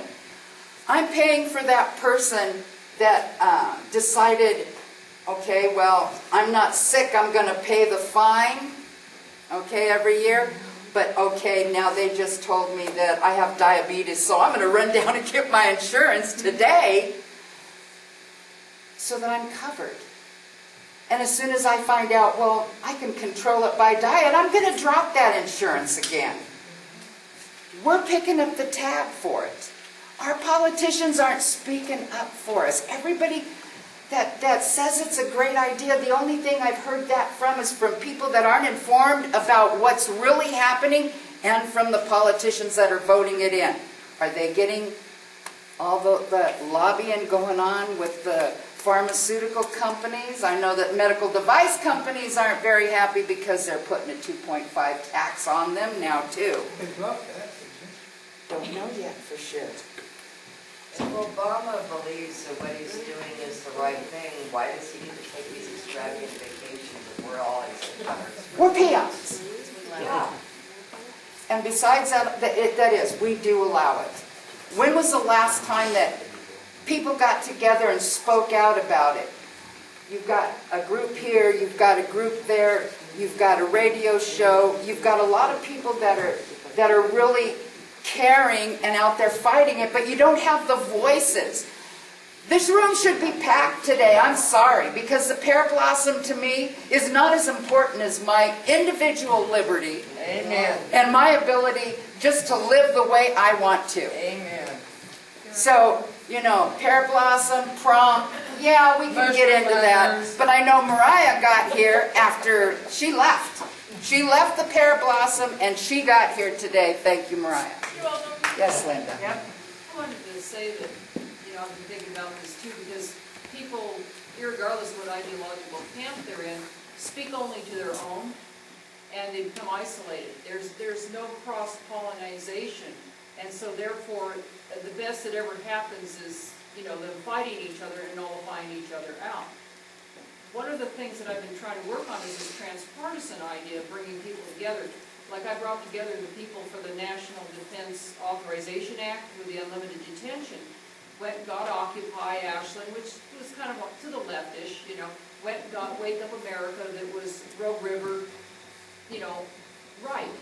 Brought them together because it was low-hanging fruit of a common thing that people can easily see, right? Right. Well, that forced the media to have to come. They ignore practically anything that's being done. Nothing's in the papers.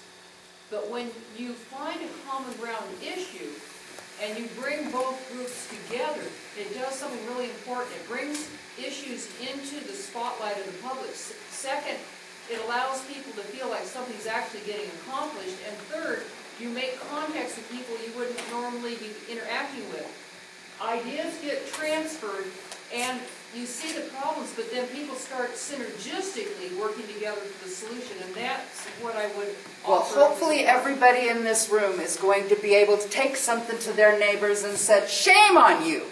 Yeah. Shame on you for not being there and learning something today. But you know, I've tried doing that and found that it's kind of difficult. But if you can find some common ground issues, okay? Well, in everything there's common ground. True, but I'm saying low-hanging fruit. Low-hanging fruit. We've got small businesses with Obamacare. Why have they quit hiring? Let me tell you why. But I just wanted to say, if you can find some low-hanging fruit to bring people together, then you have an ability to have an audience that you can speak to on some of these things. Where they Well, liberty is a big one to me. That is a low-hanging fruit, and by God, I want it. I do not want to give it up to anybody. And if that isn't the concern of my neighbor, then move to China, baby, because that's where they need to be. Liberty and my individual freedom is what it's about, and that is a commonality. The small businesses here, When they look at Obamacare, they have stayed under 48. They're not going to grow. Why are they stalling out? Because they don't know what it's going to cost them. So it is estimated that over 5 million jobs are lost right now because they don't know what they're going to be charged. There's a fine if you don't provide insurance. There's a fine if you don't provide the right insurance. And there's a fine if you don't know if that person is within the poverty level or not. Why is an employer going to go and ask, are you at 133% of the poverty level? They have to know these things to be able to provide you insurance. Over 7 million people in the U.S. after the beginning of the year are going to learn that they're going to lose their employer benefits because employers just don't know what it's going to cost. It's going to drive it up so much that they're going to have to cut back some of their employees to 30 hours.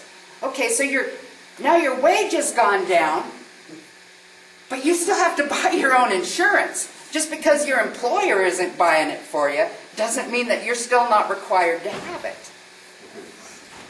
So, See, that's already a national epidemic, though, with the cutting of hours. Walmart's the biggest, like, you brought up Walmart. You hadn't, and you did not either. They are the biggest, like, lobbying party. They are the worst person for medical. They are the worst person for hours. They have taken what used to be America, that was a 75% full-time working party in their company, and downgraded it to the opposite, to where 25% of their actual company is a full-time working party, and the other is complete part-time, and they will not let you go over because they will chastise their actual management full-time for doing so. I believe that Walmart and some of these bigger corporations are going to be ushered in for the Agenda 21 and the new world that we're going to see. I just want to say that for everybody that doesn't realize it, you pay a lot of taxes, hidden taxes that you don't even think about. I have a list of 101 here. The new ones, there's over 8 of them that have to do with Obamacare. 8 taxes just having to do with Obamacare. So what you're looking at is, yeah, we're all going to get really crappy health care now, but we're going to pay more for it. And this guy over here that really doesn't need it, he's got to get it, and they're going to make him go in, and he's going to get more drugs or whatever. But we're paying for that. We're paying for it. Our kids are paying for it. Our grandkids are paying for it. So it's time to start getting a hold of our legislatures. You know what, I get a form letter now back from Wyden and Merkley. We're going to look into the constitutionality. Well, I want you to know right now that they signed over, they said, yeah, we want the UN gun treaty. Merkley and Wyden.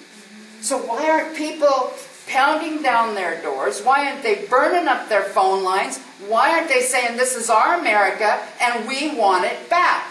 Because the free market would provide better health care across the board. Look at the perfect example, plastic surgery.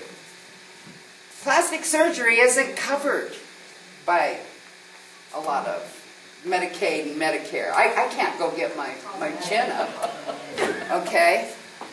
So, okay, 20 years ago it was very expensive, but competition has brought the price down. You're getting better quality for less money. That is, in healthcare, plastic surgery is a perfect example of how you can control things with just the free market. Free market, as far as that goes, they're stifling that because physicians' hospitals under section 6001, has anybody had eye surgery done or something where you go into your doctor's surgery clinic? Yeah? How they have their little hospital off to the side of their office, and you get in quick, they're there, it's in and out. Medicare and Medicaid after the beginning of the year are not allowed to pay those because they consider it a conflict of interest if a physician has a financial interest in the hospital or clinic that he's sending you to. So there's a lot of harm being done with those 20,000 pages of regulations, and I can tell you regulations cost money. Regulations can be interpreted by anybody to mean whatever they want. I mean, you can say, well, the sky is blue, but yeah, it's a little gray today. And politicians and people in different agencies, if they like you, favorable. If they don't like you, it may not be. So does anybody have anything to say about Obamacare? Because it really gets my yank. I just have one, well, actually a couple comments. One of them is doctors are going to really be financially stressed by this whole operation. A lot of them have already decided they're going to retire because they don't want to put up with all the paperwork and stuff they have to go through. 60% of them. Yeah, and so that we're going to have really a shrinking supply of medical care available with a rising demand at the same time. There's no way the price can stay stable or that. So doctors are going to probably be one of the things that their income is going to be cut from government payments for services. They are going to be susceptible to pharmacies coming up and saying, hey, you know, we'd like to see you prescribe more of this drug here, and we're willing to pay you. We're willing to pay you, and they'll have a direct contract. They'll actually have a legal contract that will be allowed because they have a lot of political influence. So we will pay you a percentage of what you write. And so you'll be coming in, the doctors will be, you come in and you have kind of upset stomach and say, how are you feeling? You feeling okay? Are you feeling down? So I think you need this antidepressant because he's getting 20% back on that one. And maybe this isn't the best drug for you, but he's going to prescribe it anyway because he's getting more money back. His interests, his financial interests, are no longer with you. They're going to be with who is paying him. I have something to say about that. Because I did medical billing for 14 years, you guys. The doctors do lose out, but you know what? They get a lot of that medication free. These pharmaceutical companies are working with the Oregon Health Plan. They're working with Medicare. There's contracts out there. And it's been for years. Yeah, so you think Medicare, OHP pays for everything? They don't. These doctors, these employees are losing lots of money, thousands and thousands of dollars every year. It's about government control. We're going to get to that later. So a lot of these drugs that they get prescribed are addictive, especially the antidepressants. All the school shootings and Well, stuff. keep in mind that if you start taking an antidepressant, you may lose your right to own a firearm also. That's the thing, is that one I want to make a point about Supreme Court decision. When they changed it from that made it illegal bill. Yes. Well, because all tax bills have to originate from revenue, and that one didn't. it didn't, but the mandate did. And that's why they didn't throw out the mandate part of it. Because without the mandate, they don't have the funding. They have to have that mandate, or they can't get the money out of us. I think something should pursue that also. That bill should have went through the House, but originated in the House. Well, like I said, what they're doing is they're trying to nullify it in states. And that lady that was here said, yeah, we can go through and we can nullify it and it can go through the state house. But in Montana, it got clear up to the governor's office and he vetoed it. That was it, red line. So, is that our voice? No, it's not. We have very little voice right now. And it's because I believe that we don't have enough number. And I'm going to cede Agenda 121 over. I just want to make a point real quick. Can I show? This is what got me going. Well, in Agenda 21, this doesn't have all the black places in it. Before I looked into Agenda, when I first looked at it, I saw this map when I first learned about it. And they said, this is where people are going to live. We're not going to live up here no more. We're not. Butte Falls is in the red there. Oh, yeah. No, you don't. The red are core reserves and corridors, little or no human You use. fall in the green or black spots. Well, The yellow ones are buffer zone, highly regulated use. The kind of the mustard colored are the border zones. 200-mile wide international zone of cooperation. The little green ones are normal use. There's one around Denver. Denver's where they have a big underground deal there. There's probably one that'd be normal. That's where all the government hideout is. Sustainable. I think that still is out on the map, and the town of Butte Falls is in the red. Well, all I can tell you is, again, it wasn't a Republican or Democratic thing, because Bush Sr. is the one that signed it with the UN, and then Clinton came in with his executive order for developing the sustainable development, and then here comes Icle, who is international to work in our communities, and the only hope I have when I look at this kind of stuff is people like we got sitting right here that is going to speak to you next, because Clackamas County kicked out Icle. Arizona has banned Agenda 21. Australia has ousted Agenda 21. Missouri. Yeah. So it's up to you guys to get a hold of your representatives and start telling them what you want. In this county, the only city that is formally connected to Icle through a formal contract is Ashland. And Ashland needs to get out of Icle now. I have spoken with the mayor before reading, and we gave him information before the meeting, and he said, when we got to the meeting, he said he hadn't had time, he worked 6 days a week, he hadn't had time to read it or watch the videos or whatever. I said, okay, fine. And when we talked to him about getting Icle out of Ashland, he said, well, I'm not going to go for the world plot thing. I'm not going to suggest Icle get out of Ashland. I said, before you've read the information, he's already made a decision. And isn't that normal, though? And I explained to him... They don't read them before they keep them. I explained to him that it didn't matter because we didn't need him to get Icle out of Ashland. We will gather the people and get Icle out of Ashland. Because Ashland, if their association with Icle remains strong, that's a cancer that spreads to everything. They're on a road diet. They've already been on a road diet. Now Medford's talking about doing a road diet. This is a cancer. So every person in this room, if you hear from Jerry Carsey about Ashland, I hope you will be down there at their city council meeting.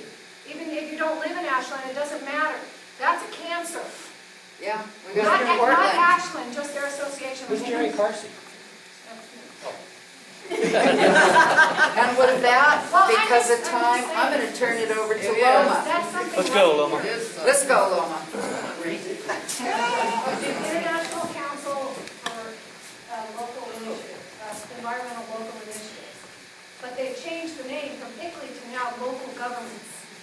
Governments for Local Governments in Sustainability. Action, or what is it? It's Local Governments for Sustainability. Yeah, which doesn't match ICELI. And I said, I asked the mayor, I said, what do you think I stand for? Where the hell do you think this came from? The UN. Oh! You can find it on the UN website. Tell that. Not anymore. They've taken it down. They have taken it down, yeah.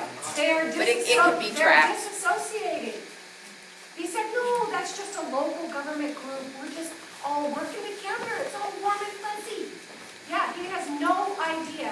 Fuzzy up to this. Yeah. Yeah. Yeah. So it's... There's a lot more than just that.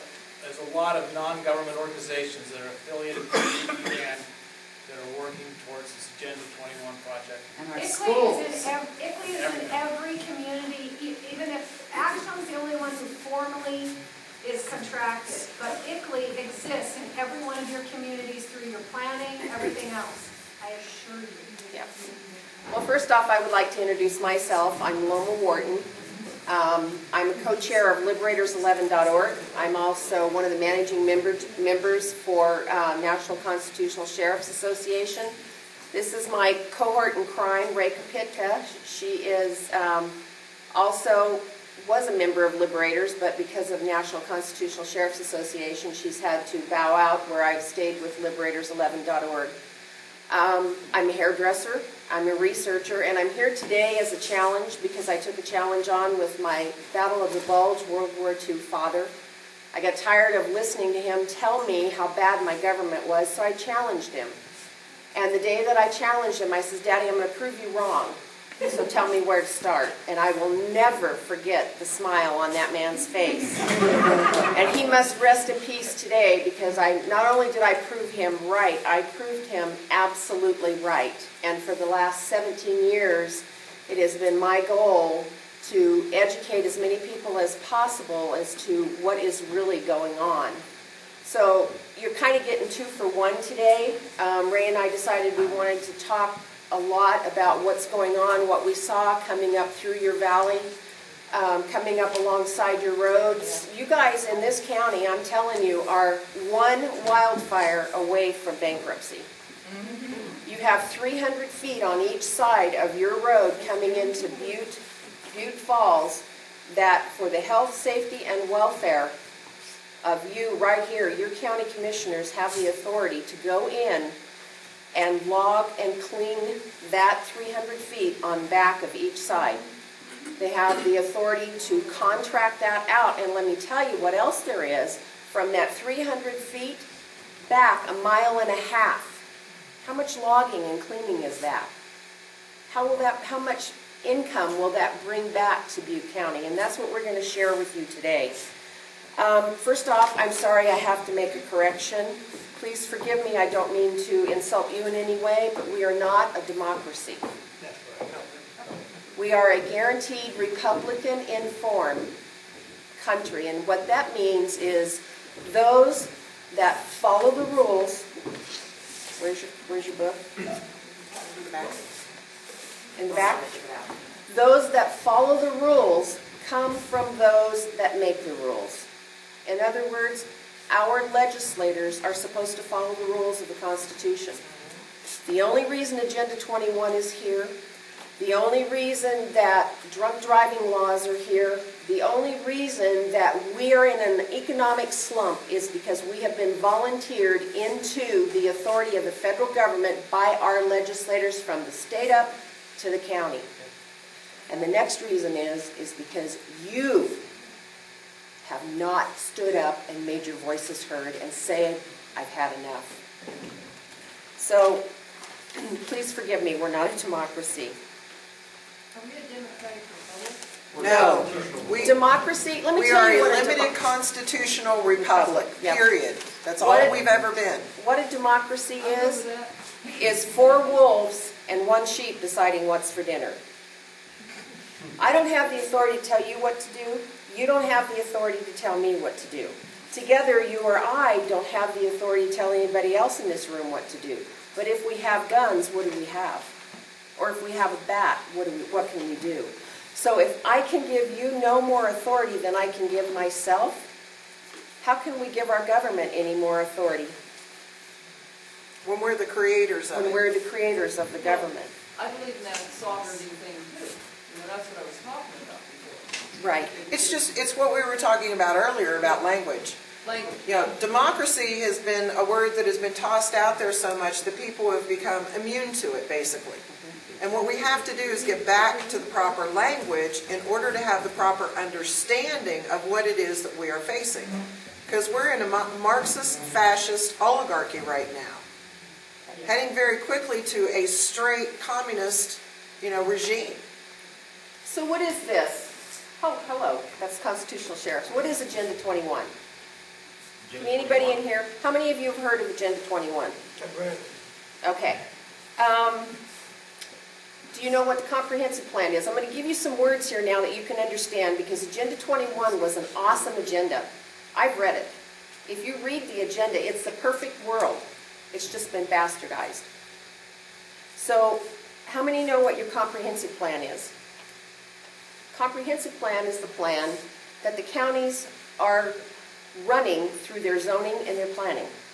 So you know what zoning and planning is, correct? Comprehensive land use plan. Yep. And they're hearing it right now in your counties. Let me tell you, the comprehensive land use plan is a plan to remove all personal property rights. All of your rights as private property owners. You have building permits. That's part of Agenda 21. How many of you heard what a sustainable community is? How many of you have been into the new, recently built communities where you can't park on the streets? Streets aren't wide enough for 2 cars to park and traffic to go through. Houses are less than 10 feet apart. That's a sustainable community. How many of you have heard of national treasures? Biospheres? How about scenic rivers? Okay. Riparian areas. Those are all part words of Agenda 21. Now I'm going to give you some really good ones that'll really hit home. No dredging. How many have heard of that? No logging. No fire breaks. How about meters on wells? Don't those all have to do with private property rights? No water collection. Back in Nixon's era, Nixon created the 10 regions for the United States. One critical thing that he did by that executive order is he created the granting process. This is where the grant money comes from. Reagan, when he got into office, he wrote an executive order to abolish those 10 regions, but he never wrote the executive order to abolish the granting process. Now those grants, anybody that's a private corporation can get those grants. That's your money, that's my money, that's your money that they're taking and they're giving to these private corporations to help their businesses function. And I don't know about you, but I don't want my money going to a private corporation. If they can't function on their own, they don't need to exist. Environmental groups get grant money. And it's because of the environmental groups and the Equal Justice Act, that's one of the main reasons that you don't have an economy in this county any longer. The environmental groups sue departments and agencies at the federal level and under the Equal Justice Act. When they win, their attorneys, however many there are, earn up to $750 an hour. It's very profitable. However, under health, safety, and welfare, if your county commissioners want to take stewardship of this land back, they're not going to sue. The reason they're not going to sue is because they got to come down to state or county level, and guess what? There ain't no money there. They got to use their own money. So the Forest Service, through your community wildfire protection plans, how many of you here know about your community wildfire protection plans? How many of you own property out here along these community wildfire protection plans? I mean, is that the thing that packet they sent out, you had to fill out and map out that you cleared your land and all that? Or Yes. Yeah. Are you aware that there's money available to you through Title II and III funds? Yes. Okay, that you can clean your property, make it fireproof up to 150 feet? Are you also aware that a mile to a mile and a half can also be logged and cleaned? Have you ever applied for any of that money? Do you know what they're using that money for? Because I'm here to tell you, Douglas County has taken every single penny of Title II and III funds. That they've offered. And it's going away. The Title is II and Jackson. III funds are going to go away because your county commissioners are using it for things they're not supposed to. They're using it for capital equipment, buying capital equipment, which search and rescue trucks, they're not supposed to be using it for that. They're not supposed to be using it for radio towers. So you really need to take a close look at your community wildfire protection plan. And the real critical part of this is your sheriff is responsible for search and rescue, correct? Correct. Well, if he can't get out into the woods, how's he going to find people? Exactly. Yeah. And another critical thing is even though the spotted owl is not critical or wasn't born here, don't owls and hawks need to see their prey to eat? If you can't see your prey, you're going to go extinct. So BLM and the Forest Service, because We'd be loving them owls to death. through your community wildfire protection plans, the U.S. Forest Service and the BLM have NEPA plans done. They have projects done. They're just shelved. They're shelved because they're afraid of being sued. We need to get those plans out. Your county commissioners can do that for you.